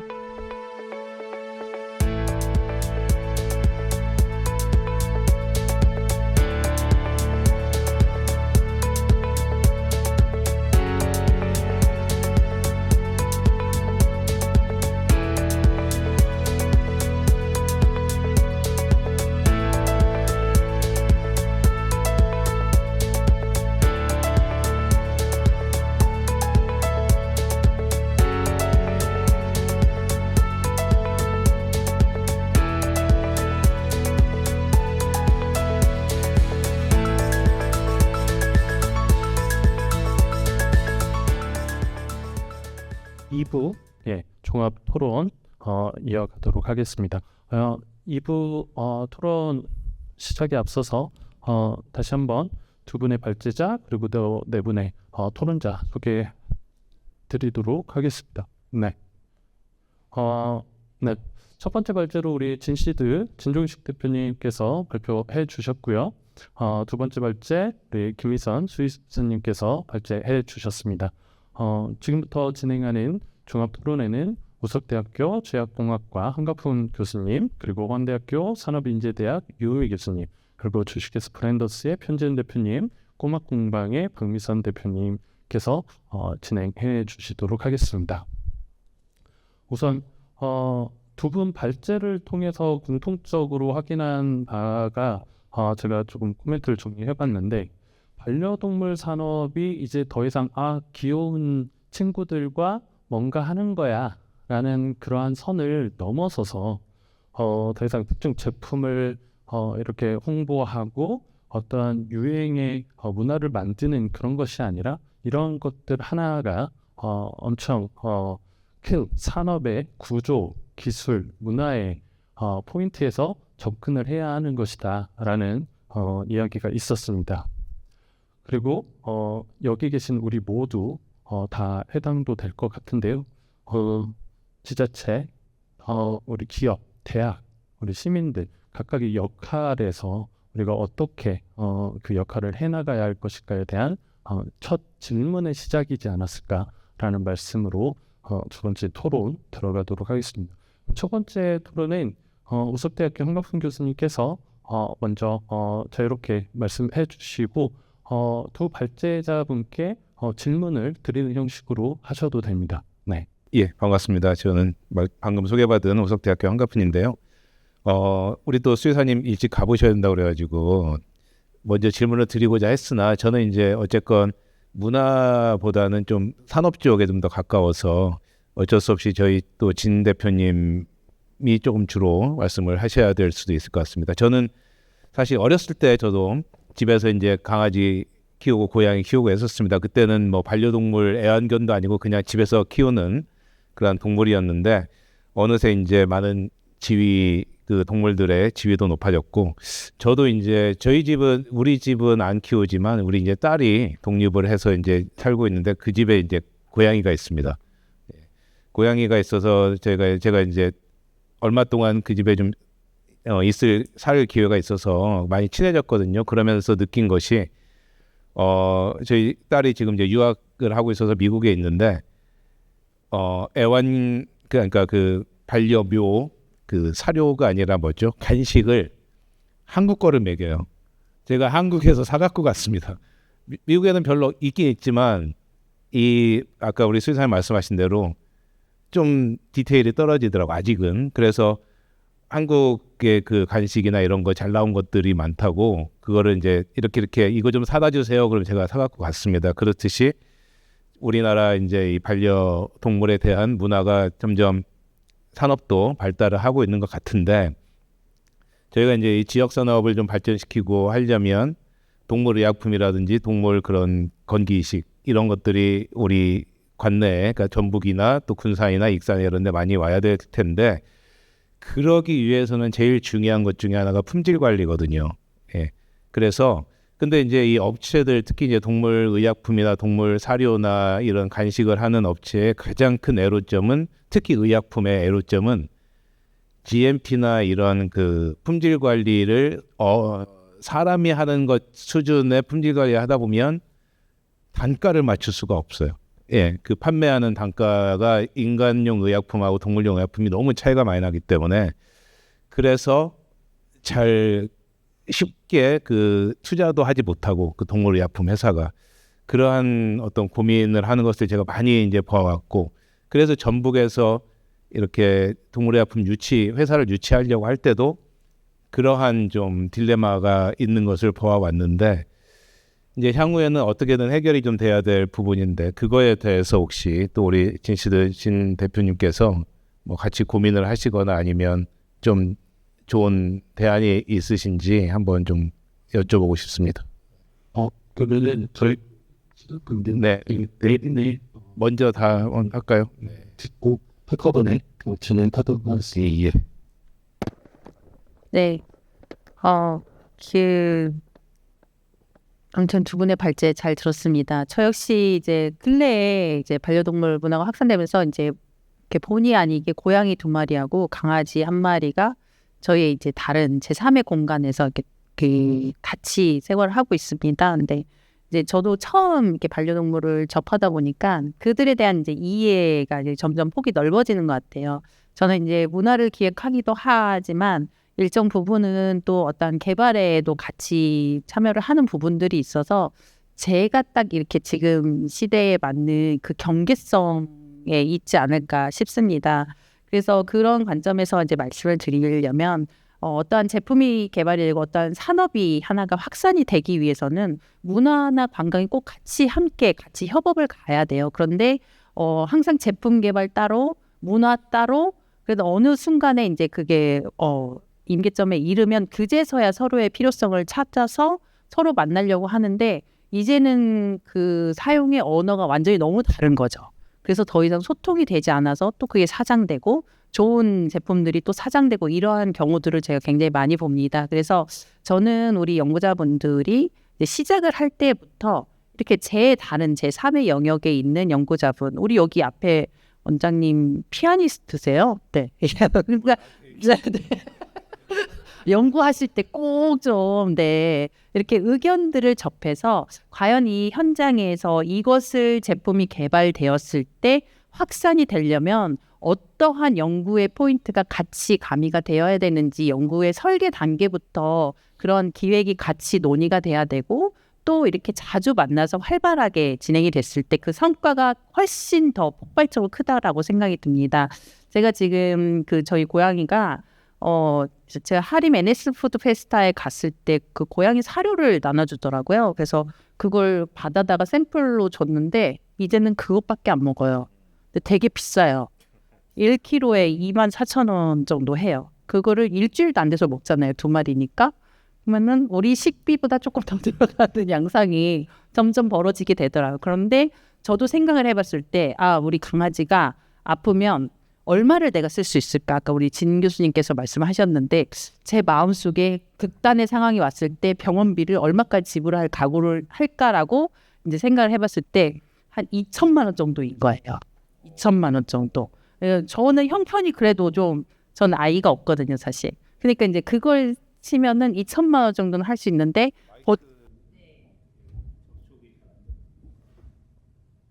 보통의 가정에서는 아마도 그 훨씬 200만 원도 좀 굉장히 어려운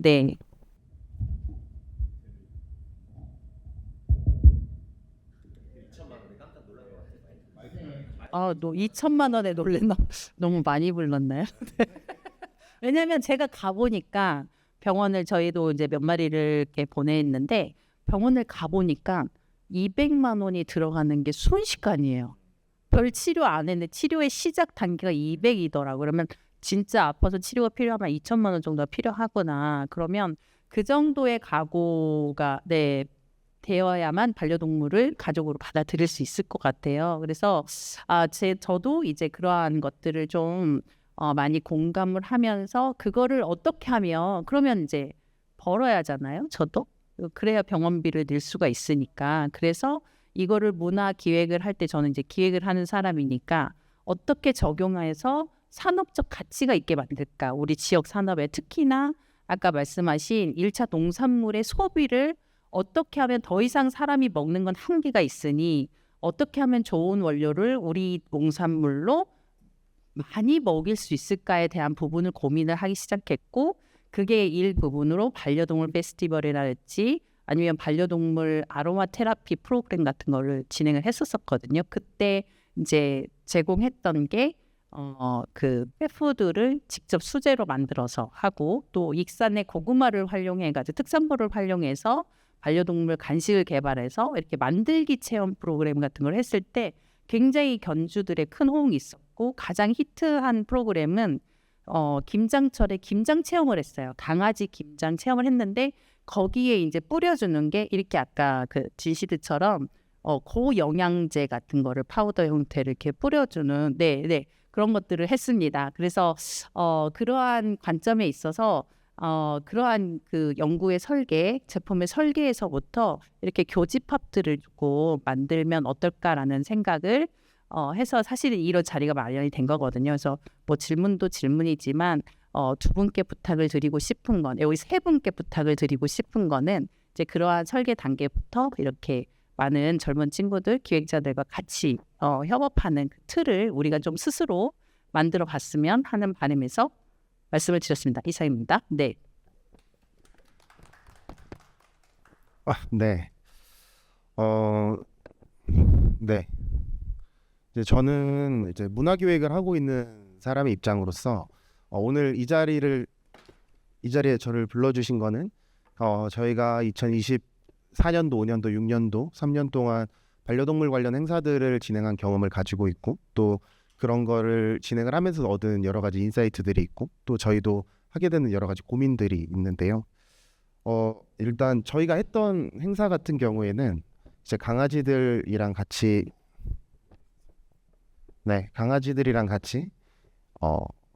캠프닉이라 그래서 이제 피크닉을 진행을 한다든지 그리고 같이 걷는 행사들 이런 것들을 좀 진행을 했습니다. 근데 저희가 유일하게 특히나 이 지역에서 행사를 기획을 할 때 가장 큰 걱정이 모객이에요. 사실 이 행사에 사람이 많이 올 것인가 아니면 우리가 목표한 인원들을 채울 수 있을 것인가라는 고민을 하는데 특히나 저희가 25년도에 진행했던 행사 같은 경우에는 군산 시민은 참여할 수 없는 행사를 진행을 했습니다. 그런 행사도 있었고 또 뭐 지역민들을 대상으로 한 행사들도 있었는데 유일하게 크게 걱정되지 않는 게 반려동물 행사들입니다.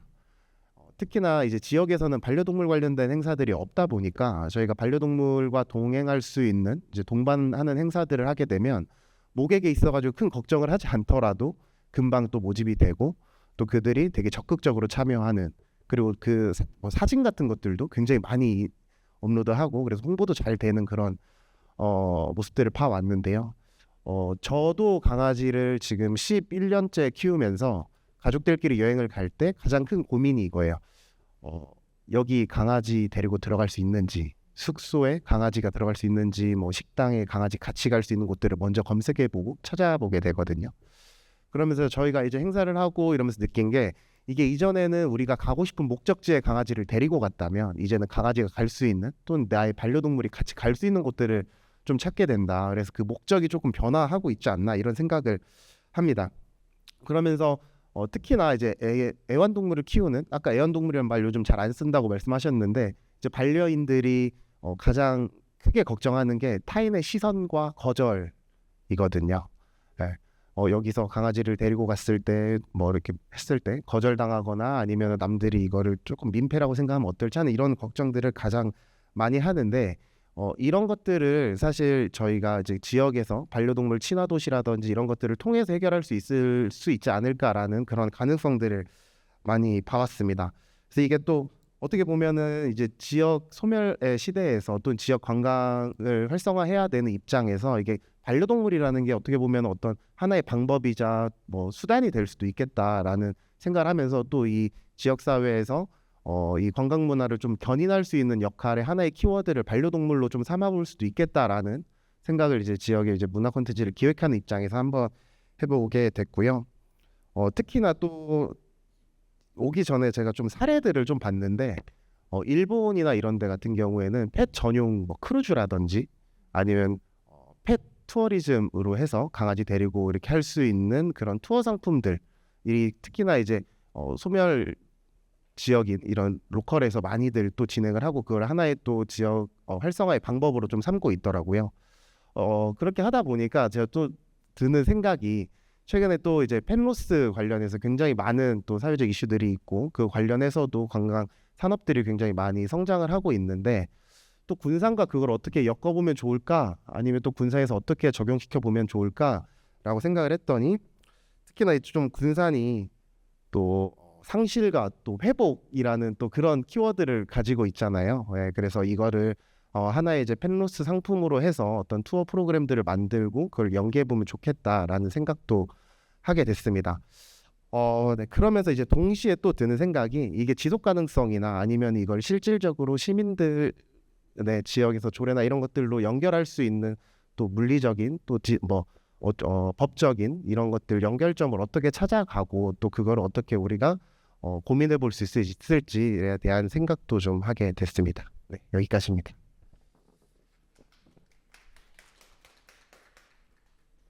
이걸 어떻게 잘 잡아야. 네. 조심하셔야 됩니다. 네. 저는 군산에서 도예가로 활동하고 있는 박미선입니다.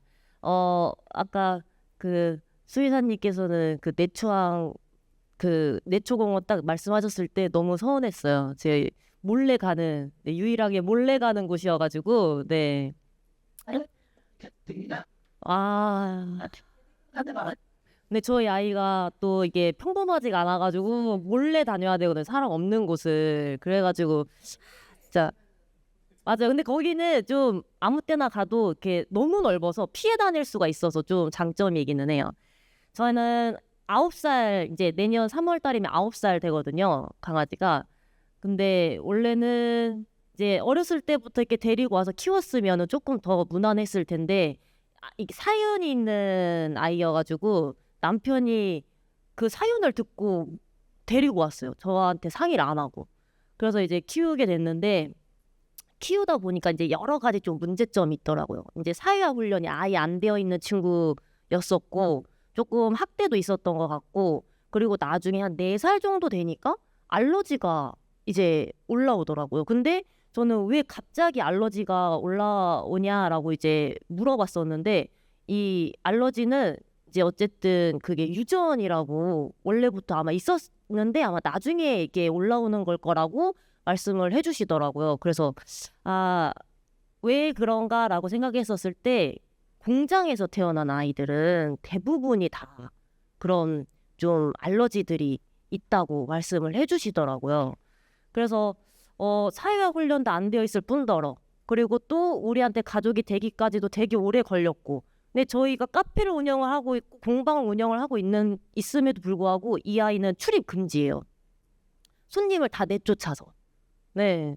그래서 저는 약간 문제점을 좀 없애야 다음에 또 이러한 또 아이들이 없지 않을까라는 생각을 늘 하고 있는데 그 강아지 공장을 없앨 수 없다면 그렇다면 이러한 문제점을 우리가 해결할 수 있는 방안은 다른 해외에서는 반려인들도 교육을 받지만 그냥 반려인이 아닌 일반 사람들도 그 에티켓 교육을 받는다고 하시더라고요. 그래서 우리는 강아지가 예쁘면 예쁘다 하면 손이 먼저 가는데 외국은 절대 그렇게 하지 않는다. 근데 그런 에티켓 교육도 정말로 좀 철저하게 어떻게 하면 이루어질지에 대한 것도 좀 고민이었고 그리고 또 하나는 이 알러지 있는 아이들이 엄청나게 많은데 결국에는 제가 이제 막 그 만드시기도 하지만 제가 그 인터넷으로 서울대 교수님이 만든 뭐 피부에 좋은 뭐 영양제 와 이런 거를 엄청 사서 먹였었어요. 그런데도 이렇게 듣질 않더라고요. 근데 결국에는 병원에 가서 이제 지금은 조금 해결을 하고 있는 중인데 결국에는 다 끊었어요. 간식을 다 끊고 그다음에 알러지 사료로 바꾸면서 이제 아무것도 안 하고 이제 이 겉에 또 소독도 이제 자주 해주고 막 이렇게 했더니 금방 좋아지더라고요. 그래서 원래는 간식 뭐 영양제 이런 걸 되게 많이 사 먹였었는데 지금은 다시 그 원재료로 돌아갔습니다. 브로콜리, 파프리카, 오이, 당근 이런 거를 너무 좋아해요. 고구마 이제 살찔까봐 못 줘요. 이제 너무 잘 먹어가지고 그리고 또 사료도 되게 신기했어요. 원래는 뭐 연어, 고기 막 이런 것들 섞인 사료들을 줬었는데 이제는 그 알러지 사료에 2가지가 있었는데 하나는 새우였고 하나는 미럼, 곤충이었어요. 근데 이제 새우를 안 먹고 그 미럼, 곤충을 너무 좋아하는 거예요. 그래서 약간 어떻게 하면 조금 더 이러한 문제점이 안 생기고 좀 이 강아지들이랑 고양이들이랑 좀 건강하게 좀 재미있게 살 수 있을까? 그래서 좀 그런 것들에 대한 고민들이 많아서 오늘 좀 이런 자리에서 한번 나눠봤으면 좋겠습니다. 감사합니다. 자, 우리 김미선 수의사님이 이동해야 하는 이슈이기 때문에 먼저 간단히 정리하고 우리 수의사님 먼저 발언 듣도록 하겠습니다. 먼저 한가풍 교수님께서는 이제 동물 의약품 기업을 중심으로 한 품질 관리의 필요성에 대한 이야기를 해주셨고 그렇지만 현실적으로 경제성 문제 때문에 제대로 된 품질 관리가 이루어지지 않는다라고 하시면서 우리 이 질문은 우리 또 진동식 대표님께 그런가요? 네, 어디서 야옹 소리가 나오고 있는데 그렇게 정리를 해서 저희 우리 수의사님이나 진동식 대표님 두 분께 간단한 코멘트 듣도록 하고요. 우리 유은미 교수님은 문화와 관광을 한 사례로 말씀을 해주셨지만 결국은 연구 시작부터의 그 설계 자체 때부터의 일종의 거버넌스가 구축된 상태에서 뭔가 진행되어야 할 것 같다라는 말씀을 하신 것 같아요. 이건 또 우리 김일성 수의사님 발표 내용에 살짝 언급이 되어 있기 때문에 그러한 내용을 좀 살짝 코멘트를 해주시면 좋을 것 같습니다. 우리 편지현 대표님 같은 경우는 행사 기획자의 입장에서 수요자가 상당히 높은 반려인 그 축제 시장이 있기 때문에 이런 것들에 대한 확장이나 이러한 것들 필요성도 이야기를 좀 해주시면서 타인의 시선과 거절, 뭐 펫크루즈, 펫로스 이런 다양한 목소리를 전달해 주셨는데 이거는 저희 모두에게 하는 질문인 것 같습니다. 이걸 어떻게 하면 우리가 이런 것들을 극복해 나갈 수 있을 것인가에 대한 질문인 것 같고요. 그리고 마지막 박미선 대표님은 살리는 친구를 키우고 있는 개인적 차원에서 인사이트를 사회화 훈련이나 그리고 반려인뿐만 아니라 모든 사람들이 함께 할 수 있는 교육이 뭐가 있을까 이러한 의견에 대한 말씀을 해주신 것 같습니다. 그래서 먼저 이 교육 방향성도 우리 김선 수의사님께서 살짝 언급을 해주시면 좋을 것 같고요. 시간 관계상 이제 짧아지면 나머지는 우리 진종식 대표님의 몫으로 이제 제가 진행을 하도록 하겠습니다. 제가 사기업에 다니는 입장으로 잠깐 양해를 구하고 나온 거라 이제 가봐야 돼서 솔직히 지금 나누신 말씀들 다 흥미롭고 정말 하고 싶은 얘기가 너무 많아요. 우리 나중에 시간이 되면 개인적으로 했으면 좋겠고 우선 제가 동물용 의약품 품질 관리 개발 팀장입니다. GMP 아주 민감합니다. 자, 지금 충남 예산에 실제 동물용 의약품 단지가 있어요. 거기에 한 10개 정도 업체가 같이 있고 모여 있는데 그로 인한 어떤 플러스가 있는지는 아직은 잘 모르겠지만 우선 저희 회사도 동물용 의약품 업체로서 GMP가 정말 중요한데 비용이 너무 많이 듭니다. 그래서 현재 지금 다 포기하고 다 OEM으로 돌렸어요. GMP까지 감당하자면 단가가 나오지 않습니다. 그래서 지금 현재 더 큰 기업에 OEM을 주고 저는 관리만 하고 있는 입장이고 제가 그래서 저희가 OEM 맡긴 회사가 충남 예산에 있어요. 그래서 1년에 한 번씩 실제 가서 잘 하고 있는지 감시도 하고 있고 감독도 하고 있습니다. 제가 느낀 점은 무엇이냐면 만약에 군산 산업단지에 동물용 의약품 업체들이 모인다면 비용을 절감하는 효과로서 GMP나 품질 관리는 솔직히 실험 기기도 엄청 비싸고요. 밸리데이션도 각자 하려면 진짜 비용도 많이 들고요. 그래서 그 업체들을 모아놓고 제조는 업체에 맡기고 품질 관리나 뭐 밸리데이션 기타 GMP를 일부 비용을 받고 같이 공동하는 건 어떨까? 예를 들면 뭐 실험 기기도 뭐 함량 검사 같은 걸 같이 쓸 수 있게 이렇게 해서 제조업체를 모아놓고 가운데 뭐 GMP 이런 센터를 만들어서 같이 그 비싼 기기나 어떤 제도 같은 거를 서로 협업해서 할 수 있는 게 비용 절감에 가장 현실적이지 않을까 싶습니다. 실은 그에 제도적으로 가능할지는 모르겠네요. 제도적으로도 좀 네. 그리고 저는 이제 시간이 돼서 다른 이야기는 우리 다음에 만나서 얘기해요. 저 돈 벌러 가야 합니다. 네.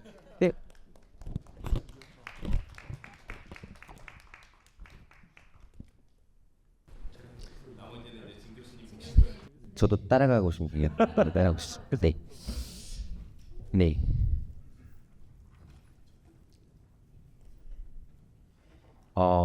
제 자꾸 익산 케이스를 자꾸 이제 말씀을 드리는데 약간 우리 수의사님 말씀해주신 것처럼 익산에 국가식품 클러스터라는 곳이 있어요. 그래서 국가식품 클러스터 같은 경우는 식품업체들이 입주를 해서 이제 그런 아까 말씀하셨던 실험 시설들을 공유를 하거든요. 그리고 이제 시제품 수준이지만 그런 시제품들을 함께 생산할 수 있는 설비들이 많이 있어요. 그래서 어떤 뭐 천연 소재를 놓고 보면 뭐 추출, 뭐 생산은 안 되지만 추출, 농축, 가공, 뭐 건조, 뭐 등등, 그러니까 제품 전 단계까지 완료하고 시제품까지 이제 생산할 수 있는 그런 시설 설비들을 공유하는 그런 플랫폼이라고 보면 되거든요. 그리고 이제 관리해서 분석도 해주고 그리고 이제 마케팅이라든지 그런 것도 지원해주고 뭐 등등 여러 가지 것들이 있는데 아직 이제 반려동물 같은 경우는 그렇게 구체적으로 이제 그런 플랫폼이나 아니면 클러스터 같은 것들이 조성이 되어 있지 않지만 아까 말씀해주신 대로 누가 먼저 선정하느냐가 중요한 것 같아요. 물론 이제 그게 사기업이 할 수 있는 일은 아니고요. 국가 정책 차원에서 이제 기금을 조성해서 그것들을 이용해 가지고 해야 되는 거라서 아마 이제 그것도 지방자치단체별로 이제 경쟁을 하지 않을까라는 생각을 하고 있습니다. 근데 뭐 익산이 조금 자꾸 익산 어필해서 죄송하긴 한데 익산이 좀 유리한 부분이 있는 게 이제 코로나 때 이제 저희 익산의 그 인수공통자연병연구소라고 전북대교 소속연구소인데 그쪽에서 좀 많이 관심을 받으면서 그 옆에 이제 효능평가센터가 현재 또 신축이 돼서 이제 의약품이라든지 개발하는 그런 시설들이 들어오고 있거든요. 그래서 제가 알고 있기로는 익산시에서 조금 더 이제 그런 부분들을 강화하기 위해서 클러스터 형태로 지금 이제 끌고 가려고 준비는 하는 걸로 알고 있거든요. 그렇게 본다고 하면 이제 결국은 이제 어떤 좋은 제품을 만들어내야 되고 그것들이 시장에 정착을 해야 되고 많이 팔려야 된다는 입장에서 보면 어떻게든 단가를 줄여서 이제 시장에 내놓아야 된다라는 것도 이제 동의를 하는 부분이기도 하고요. 그리고 이제 동물용 의약품 같은 경우가 이제 크게 이제 두 가지로 나눌 수가 있는데 축산으로 볼 수도 있고요. 그러니까 축산 제품. 그러니까 이제 많이 쓰이는 것들은 이제 축산용 동물용 의약품이 많이 이제 우리나라 규모 면에서는 엄청 크고요. 그리고 이제 일반 이제 우리 반려동물 의약품 같은 경우는 그렇게 많이 이제 물론 많이 쓰이지만 규모 면에서 보면 그러니까 닭이나 소나 돼지나 그런 쪽으로 이제 항생제라든지 의약품들이 많이 나가는 측면이 있고 그래서 물론 이제 GMP 단가 부분이 크긴 하지만 이제 조금 더 시간이 흘러가면 사람이잖아요. 이제 반려동물도 사람처럼 이제 대우를 받고 이제 같이 살아가는 입장에서 보면 동물의 의약품이 조금 비싸더라도 이제 시장이 이제 그 정도로 성숙해 가고 사람들의 인식이 바뀌기 시작하면 단가 부분은 이제 가격이 오르면 해결될 수 있는 부분이라서 그런 부분들은 이제 그런 측면에서도 해결될 수 있지 않을까 그런 생각을 합니다. 그리고 이제 반려동물 아까 이제 윤 교수님께서도 2천만 원 발언을 해주셨지만 굉장히 좀 충격이어가지고 이제 내놓고 이제 하셔야 될 수도 있는데 조금 앞서가는 얘기일 수도 있는데 사람도 지금 많이 논의가 되거든요. 약간 이제 저희 김석규 연구소장님하고 오면서도 굉장히 많이 이것저것 얘기를 많이 했어요. 이제 익산 군산 인간이기 때문에 그렇게 긴 시간은 아니었는데 사람도 웰다잉의 논의가 지금 이루어지고 있거든요. 그러니까 그렇게 이제 80, 90, 100 사는 사람도 웰다잉에 대한 준비를 해요. 그래서 연명 치료를 받지 않겠다. 그리고 내가 치매가 걸리면 어떻게 해달라라는 이제 미리미리 그런 것들을 준비를 한단 말이에요. 근데 동물 같은 경우는 심지어 아까도 말씀드린 것처럼 수명이 짧아요. 미리미리 더 준비를 해야 되거든요. 언제 찾아올지 모르는 상황이고 그리고 어느 정도 이제 우리 반려견이나 수명이 거의 대부분 정해져 있죠. 어느 정도 정해져 있잖아요. 그러면 좀 더 준비를 할 수 있는 시간들이 있기 때문에 그런 부분들도 조금 준비를 해야 되지 않을까. 그러니까 아까 이제 물론 이제 농림축산식품부가 하는 일이기 때문에 제가 거기에 대해서 반기를 들 생각은 없습니다만 의약품을 개발하고 조금 더 이제 그런 것들도 비용도 들일 수 있지만 동물의 어떤 마지막을 가는 길에 대한 복지 그런 부분들도 생각을 해줘야 되지 않을까 그런 생각들도 하게 됐습니다. 그리고 저도 이제 그런 부분들이 있어요. 이제 아까 애 셋을 키운다고 말씀드렸는데 처음에는 전혀 그런 게 없었는데 어느 날 그 식당에 갔더니 9살 이하는 출입금지라고 써 있는 거예요. 그러니까 이제 어떻게 보면 이제 노키즈존이라는 표현이 있잖아요. 그러니까 어린애들도 이제 못 오게 막는 이제 저희 막내가 좀 왈가닥이긴 합니다. 그래서 안 데리고 다니는 게 좋긴 한데 근데 녹화된 네, 괜찮습니다. 본인도 인정하고 있는 부분이라서 시도 때도 춤을 추고 막 그래가지고요. 아무튼 그런 거긴 한데 저도 이제 그걸 이제 키워 보니까 알겠더라고요.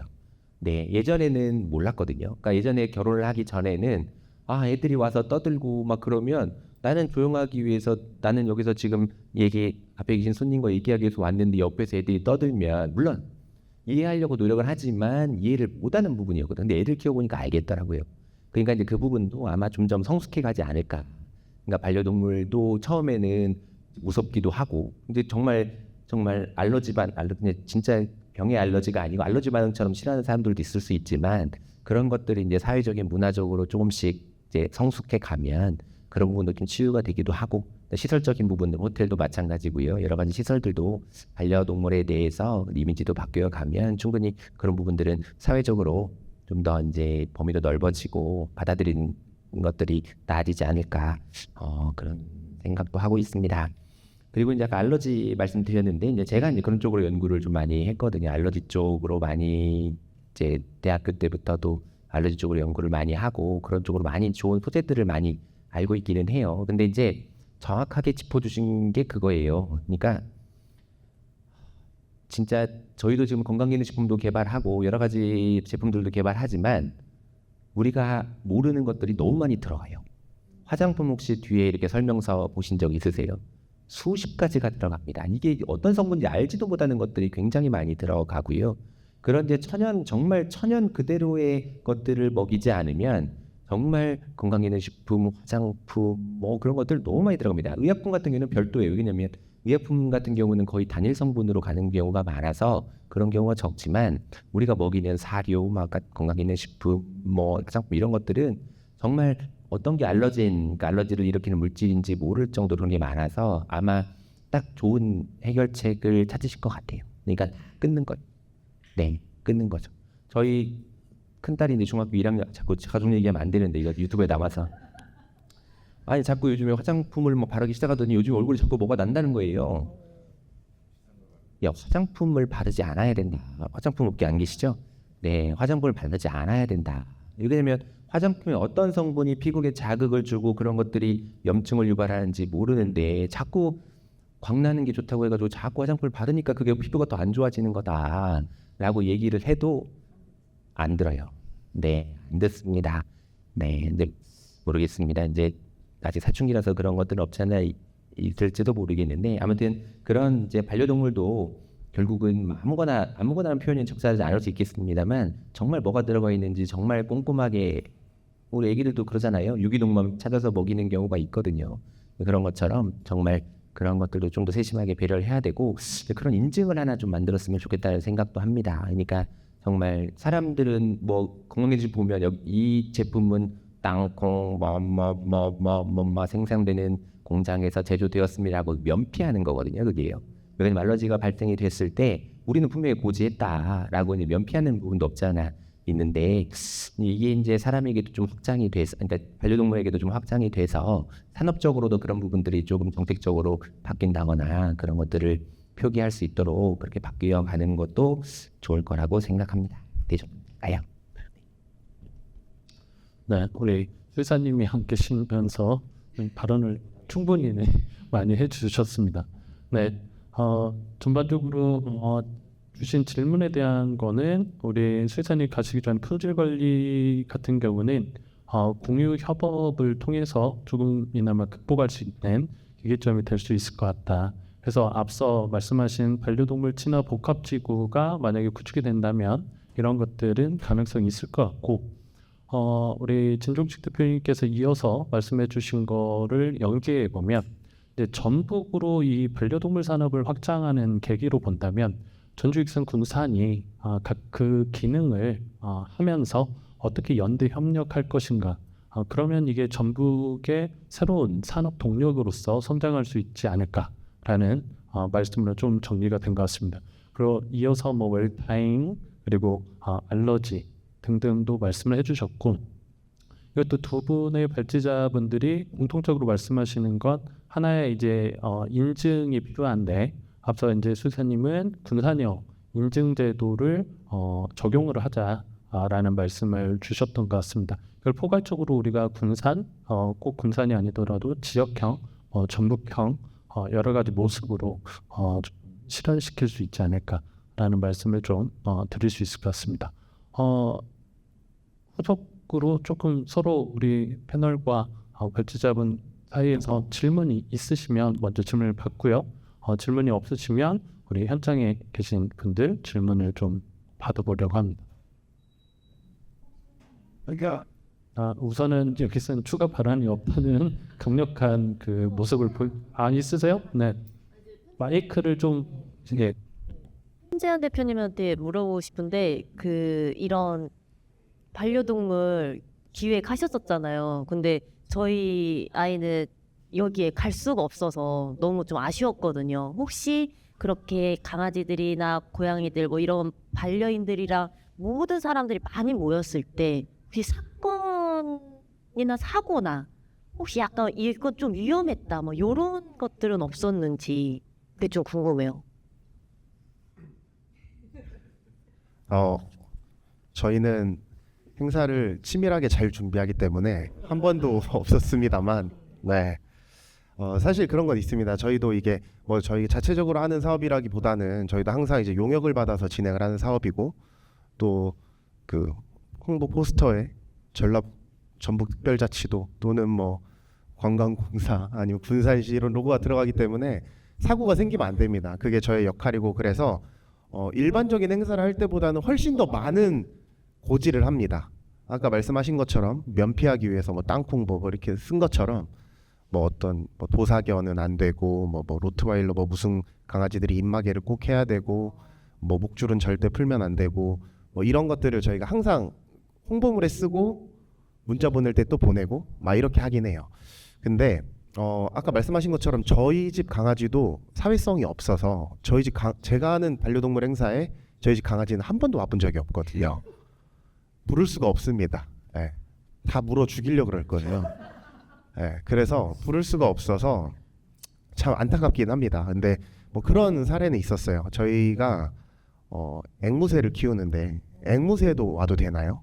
뭐 그래서 실제 앵무새를 데리고 오신 분들도 있고 뭐 그런데 저도 그 한 가지 조금 행사를 하면서 아쉽다고 느끼는 것들이 이 강아지들이 이제 외부에 나와서 행사를 하고 친구들도 사귀고 하는데 이 목줄을 좀 다 풀어놓고 한 공간 안에서 자기들끼리 뛰어놀고 이렇게 할 수 있으면 좋겠다라는 생각들을 했는데 한 번도 그렇게 해본 적은 없습니다. 그래서 저희도 추후에 이 행사들을 조금 더 확장시켜 나가고 발전시키고 나가고 할 때는 뭐 그런 존을 따로 만든다든지 해서 조금 사회성이 없는 저희 집 강아지나 네 여기 박미선 대표님 강아지도 좀 뛰어놀 수 있는 이런 부분들을 좀 고민해보고 추후에는 그런 방법들을 좀 모색해봐야겠다라는 생각은 하고 있습니다. 네. 그러면은 응답은 되셨나요? 코멘트 하실 거예요? 그 마지막으로 마무리하도록 하겠습니다. 그 웰다잉 말씀해 주셨는데요. 그런 것 같아요. 저희가 이제 몇 번 병원을 가보니까 어쨌든 치료를 그러니까 인간도 똑같잖아요. 연명 치료를 계속 해야 되는지 말아야 되는지의 기준인데 동물들은 감각이 더 예민하단 말이죠. 사람들보다. 그래서 과연 이 치료가 하는 게 올바른지 끝까지 하는 게 올바른지 아니면 익숙한 환경인 집에서 그냥 자기의 수명을 온전하게 다 쓸 수 있게 도와주는 게 맞는지를 판단했을 때 전 후자라고 선택을 했습니다. 판단을 했습니다. 그래서 그런 의미에서 아마 의약품 개발도 통증을 완화시켜 준다라든지 뭐 이러한 방향성을 염두에 두고 아까 말씀하신 의도가 이제 그런 뜻일 것 같아요. 인지장애나 뭐 이런 것들도 강아지들 수명을 치료를 봤을 때 그 치료 대비 수명의 연장 효과가 그렇게 사람과 비교되지 않을 정도로 굉장히 짧기 때문에 그게 과연 이제 우리는 효능감 요즘 얘기하잖아요. 그 효능성이 있는지에 대한 것들도 우리가 좀 봐야 될 것 같고 이제 여기 제가 보니까 딱 저를 경계로 T와 F가 앉아 있는 것 같아요. MBTI로 보면 그러면 우리 반려인들은 대부분 F의 감성이 충만하신 분들이 굉장히 많거든요. 이 의약품의 이제 개발로 봤을 때 너무 감정이입을 해서 사람과 같이 감정을 대입해서 생각하는 거 저는 좀 비추천합니다. 어떨 때는 동물로 객관적인 판단을 해줘야 되는 부분들이 있는데 이러한 것들을 문화를 확산할 때 반려인들도 너무 극단적인 감정이입이 되지 않고 객관화시켜서 그 대상을 판단하고 평가는 아니라 판단하고 배려할 수 있는 그런 훈련들이 좀 필요할 것 같아요. 그래서 그러한 것들을 우리가 좀 같이 공존하기 위해서는 좀 필요할 것 같다라는 거고 그런 의미에서 GMP도 보면 사람의 식품이 그 단계를 똑같이 겪었거든요. 해썹이 의무화되면서 모든 식품의 가격이 치솟았습니다. 그게 다 우리가 부담하는 사실은 비용이에요. 그러면 우리가 기본적인 우리 인간 사회를 신뢰를 바탕으로 기반을 했을 때 그렇게 꼭 가는 것이 좋은 것인가도 우리가 좀 판단을 해야 되고 아직 의무화가 안 됐으니까 그러한 정책을 개발할 때에도 우리 반려인들과 연구자들이 그러한 논의들을 충분히 한 다음에 법의 제도화를 하는 것이 맞지 않을까. 그러면서 피해를 받는 거는 소기업들입니다. 사실은 식품기업이 핵사업 의무화가 되면서 대기업 외에는 거의 생산하기가 좀 어려워졌어요. 그러면 지역에 있는 작은 기업들이 굉장히 문을 닫거나 힘들어서 이제 거의 정리 수순에 되었거든요. 그런 의미에서 봤을 때 반려동물 사료나 식품이나 의약품이나 뭐 이런 것들도 좀 우리가 진중하게 고민을 해야 되는 부분이고, 아까 행사를 기획했을 때 마지막에 저희가 반려동물 페스티벌을 기획을 할 때 어쨌든 동물 페스티벌에서 제일 중요한 거는 밀도를 낮추는 거예요. 사고의 예방을 하기 위해서는. 근데 우리 편 대표님 잘 아시지만 전북 붙고 군산시 붙고 관광공사 붙으면 일시에 사람이 많이 와줘야 되는 퍼포먼스를 또 연출을 해줘야 되거든요. 우리 기획자들은. 그래야 용역을 잘한 거고 성과가 좋은 걸로 우리는 평가를 받기 때문에, 그럼 그 접점을 어떻게 할 것인가에 대한 고민들을 봤을 때 철저한 동선 분리라든지 그다음에 그 반려동물 간의 이격하는 거리의 계산이라든지 그리고 또 비반려인의 적극적인 참여라든지, 그게 또 이제 반려인과 비반려인을 나누는 거 문화기획에서보다는 비반려인들도 충분하게 포용할 수 있는 이런 기획력들을 우리가 또 종합적으로 발휘를 해야 이런 거에 대한 전반적인 산업의 확산이 좀 될 수 있겠다라는 생각들을 했었습니다, 현장에서. 그래서 그런 의미에서 아무튼 이 두 T와 F 분들이 자주 만나셔가지고 네. 의견을 나누시면 참으로 좋겠다라는 생각을 했습니다. 이상입니다. 네, 전체적으로 정리를 해주시는 발언을 해서, 그럼에도 불구하고 우리 현장에 계신 분들 중에서 질문 있으신 분 있으면 질문을 좀 받고 마무리를 하도록 하겠습니다. 저는 사단법인 이음예술문화원 대표 이영미입니다. 참고로 저는 반려동물을 굉장히 좋아하지 않아요. 그렇지만 결혼을 하면서 모든 그 시댁 사람들은 동물을 안고 자는 사람들이어서 어쩔 수 없이 고양이 3마리와 강아지 1마리 이렇게 한 집에 살고 있는데, 제가 그런데 알러지가 심해요. 그래서 그 걔네들을 만남과 동시에 지금까지 계속 알러지약을 평생 먹고 이렇게 지내야 되거든요. 그래서 지금 조금 상태가 안 좋아요. 이 질문은 보건복지부 쪽에서 나와서 들을 법한 질문인 것 같은데, 지금 반려동물에 대해서 어떤 이제 뭐 복지나 이런 거 많이 말씀하셨잖아요. 저희 딸이 강아지를 지금 1마리 데리고 살면서 돈을 벌어야 되는 거죠. 얘를 키우기 위해서는. 그런데 제 엄마인 제가 바라볼 때 이 돈을 많이 벌기 위해서 지금 강남까지 진출을 했고, 얘한테 더 좋은 거 먹이고 좋은 유치원 보내고 좋은 옷 입히고 좋은 거 보여주고 싶어서 이렇게 돈을 벌더라고요. 그런데 그런 애를 보면서 이제 엄마는 어떤 생각을 하냐면, 얘가 잘못되면 우리 딸은 어떻게 되나.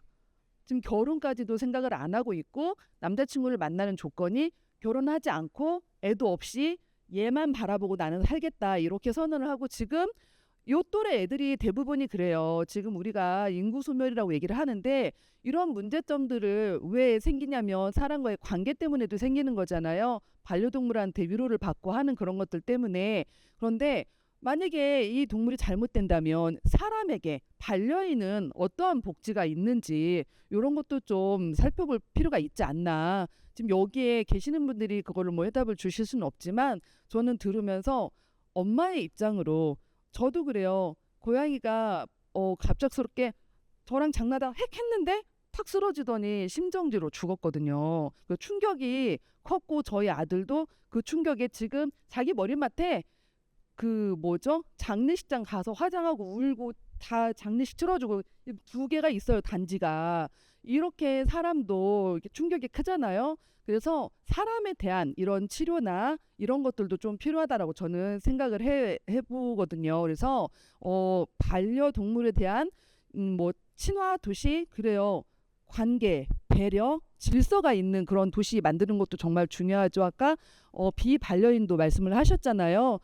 비반려인도 마찬가지지만 우리 반려동물을 키우는 우리 반려인들에 대한 어떠한 그 복지 이런 것들도 좀 생각을 해보셨으면 좋겠습니다. 네. 네.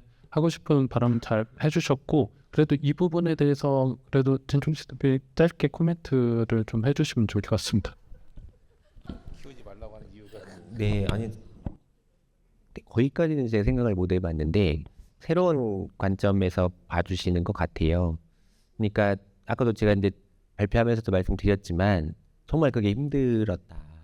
근데 그때 당시는 그냥 몇 번 울고 엄마 아빠가 이 사내 자식이 그러고 끝나는 문제였는데 지금은 그게 정말 감정의 소모가 가족을 잃은 것 같은 이제 아픔, 그런 추억들 그런 걸 생각해 보면 정말 아련하거든요. 근데 그런 것들에 대해서도 국가가 한 번 정도 고민해봐야 하지 않을까. 그러니까 그게 뭐 공론화 해가지고 뭐 그걸 어떻게 해야 되게 그런 것보다는 그런 게 중요하더라고요. 공감해주고 이런 문제가 있다.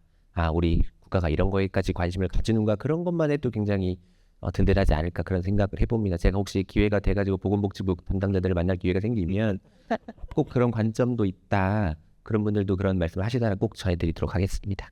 네. 네. 제가 약속한 시간은 지금 약간 2분 정도 지났습니다. 네. 괜찮으면 이렇게 마무리를 하려고 하는데 예. 한 가지만 더 말씀드리겠습니다. 아까 이제 저는 저희 이제 비행기를 탈 때 보면 저희가 이제 첫째를 탈 때 처음 이제 첫째가 1살 돌이 되기 전에 미국을 이제 제가 미국에서 포닥을 해가지고 미국에 갈 일이 있을 때 비행기를 태우면 12시간 뭐 13시간 타야 되잖아요. 엄청 울거든요. 그럴 때 어떻게 해야 되느냐. 이게 정말 이제 그런 문제들이 발생을 했을 때 일본에 가보면 기응환이라고 해가지고 그렇게 심신을 안정시켜주는 그런 약이 있어요.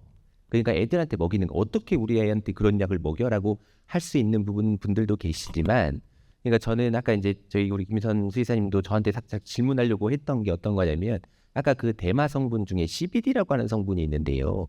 걔가 안정작용이 있거든요. 진정시키고 안정시키는 작용이 있는데 아까 이제 제가 갑자기 생각이 든 게 그런 행사를 할 때 그런 것들을 한번 사용해 보는 것도 어떨까. 그러니까 사람한테는 힘들 수 있어요. 너 어디 참여하려면 약 먹고 와 그건 안 되거든요. 근데 이제 반려동물 같은 경우는 혹시 그런 것들이 너무 걱정이 된다고 하면 그런 이제 그 시간만큼은 조금 진정을 시키면서 이 행사를 참여하는 것 자체가 굉장히 동물에게 도움이 된다고 하면 그런 것들도 한번 생각해 볼 수 있지 않을까라는 생각을 그냥 해봤습니다. 비행기를 그런 작용들이 있는 것들은 되게 많이 있어요. 알려져 있는 것들이 이미 해외에서는 많이 쓰고 있고요. 우리나라 이제 법적으로 마약류관리법 문제가 되기 때문에 못 쓰는 것뿐이지 CBD를 해외에서는 굉장히 많이 씁니다. 그러니까 이제 그런 것들도 꼭 이제 CBD가 아니더라도 그런 행사를 위해서 꼭 내가 한번 참여시키고 싶다. 그건 이제 그런 것들 도움이 될 수 있거든요. 그러니까 내가 우리 딸아이를 비행기를 태우고 싶다. 그럼 요감 먹기 위해서는 기용환을 먹여야 되는 것처럼 그런 것들도 한번 행사적으로도 한번 생각해 보시는 것도 괜찮지 않을까 생각해봤습니다. 네, 이상입니다. 네, 오늘 지금 대마라는 키워드가 나와서 혹시 돌아가셔서 대마 그게 있대라고 말씀을 하시면 안 돼요. 네, 그래서 코멘트를 지금 다시 정리를 해드립니다. 아직 우리나라에서는 당연히 문제가 될 수 있고요.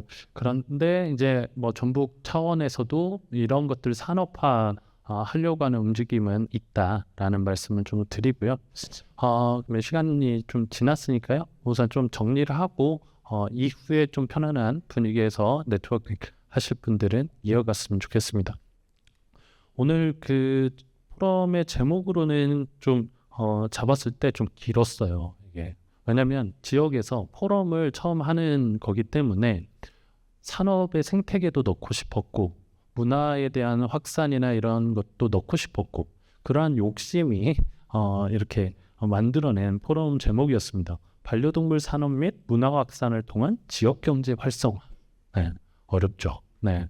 근데 이러한 포럼 안에서 저희가 나눈 이야기는 실제적으로 어떻게 하면 반려동물과 함께 살아갈 수 있는 도시를 만들 수 있을까에 대한 질문에 대한 우리가 마침표 없는 대화를 조금 이어가지 않았을까라는 생각을 좀 해봅니다.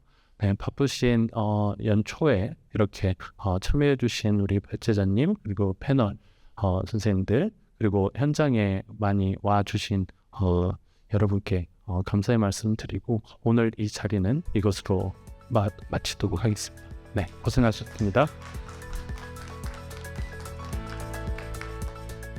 먼저 이렇게 많은 분들이 소중한 시간을 내주셔서 이렇게 포럼이 개최된 거에 대해서 많이 의미가 있었다고 생각을 합니다. 오늘 저도 이제 어떤 반려동물의 산업의 일부분만을 조금 연구해오고 산업화하는 입장에서 볼 때 여러 가지 이제 문화적인 측면이라든지 관광, 그다음에 어떤 심지어 어떤 정서적인 부분들, 반려인들의 정서적인 부분까지 좀 이렇게 종합적으로 함께 전문가들이 모여서 얘기하고 그리고 많은 얘기를 듣고 서로 토론해서 더 좋은 것들을 만들어 나가는 이런 기회가 된 것 같습니다. 앞으로 이런 자리들이 많이 만들어져서 많은 분들이 더 도움을 받고 지역 경제 활성화를 위해서 이런 반려동물 산업 자체를 잘 끌고 갈 수 있는 좋은 팀이 하나 꾸려졌으면 좋겠습니다. 오늘 포럼에서 되게 수의사님과 그다음에 또 식품 관련 그런 전문가들 이야기를 듣고 그리고 또 반려인들의 대표님들 말씀을 좀 들으면서 우리가 내 아이만의 문제는 아니다라는 생각도 들었고 이러한 질서 그리고 조금 더 평화롭게 우리가 앞으로 더 활성화할 수 있는 방안들을 같이 고민하고 좀 노력했으면 좋겠다라는 생각이 들었습니다. 반려동물 산업과 문화의 확산은 지역의 새로운 가능성을 만들어갑니다. 그 가능성은 우리 모두로부터 시작되고 있습니다.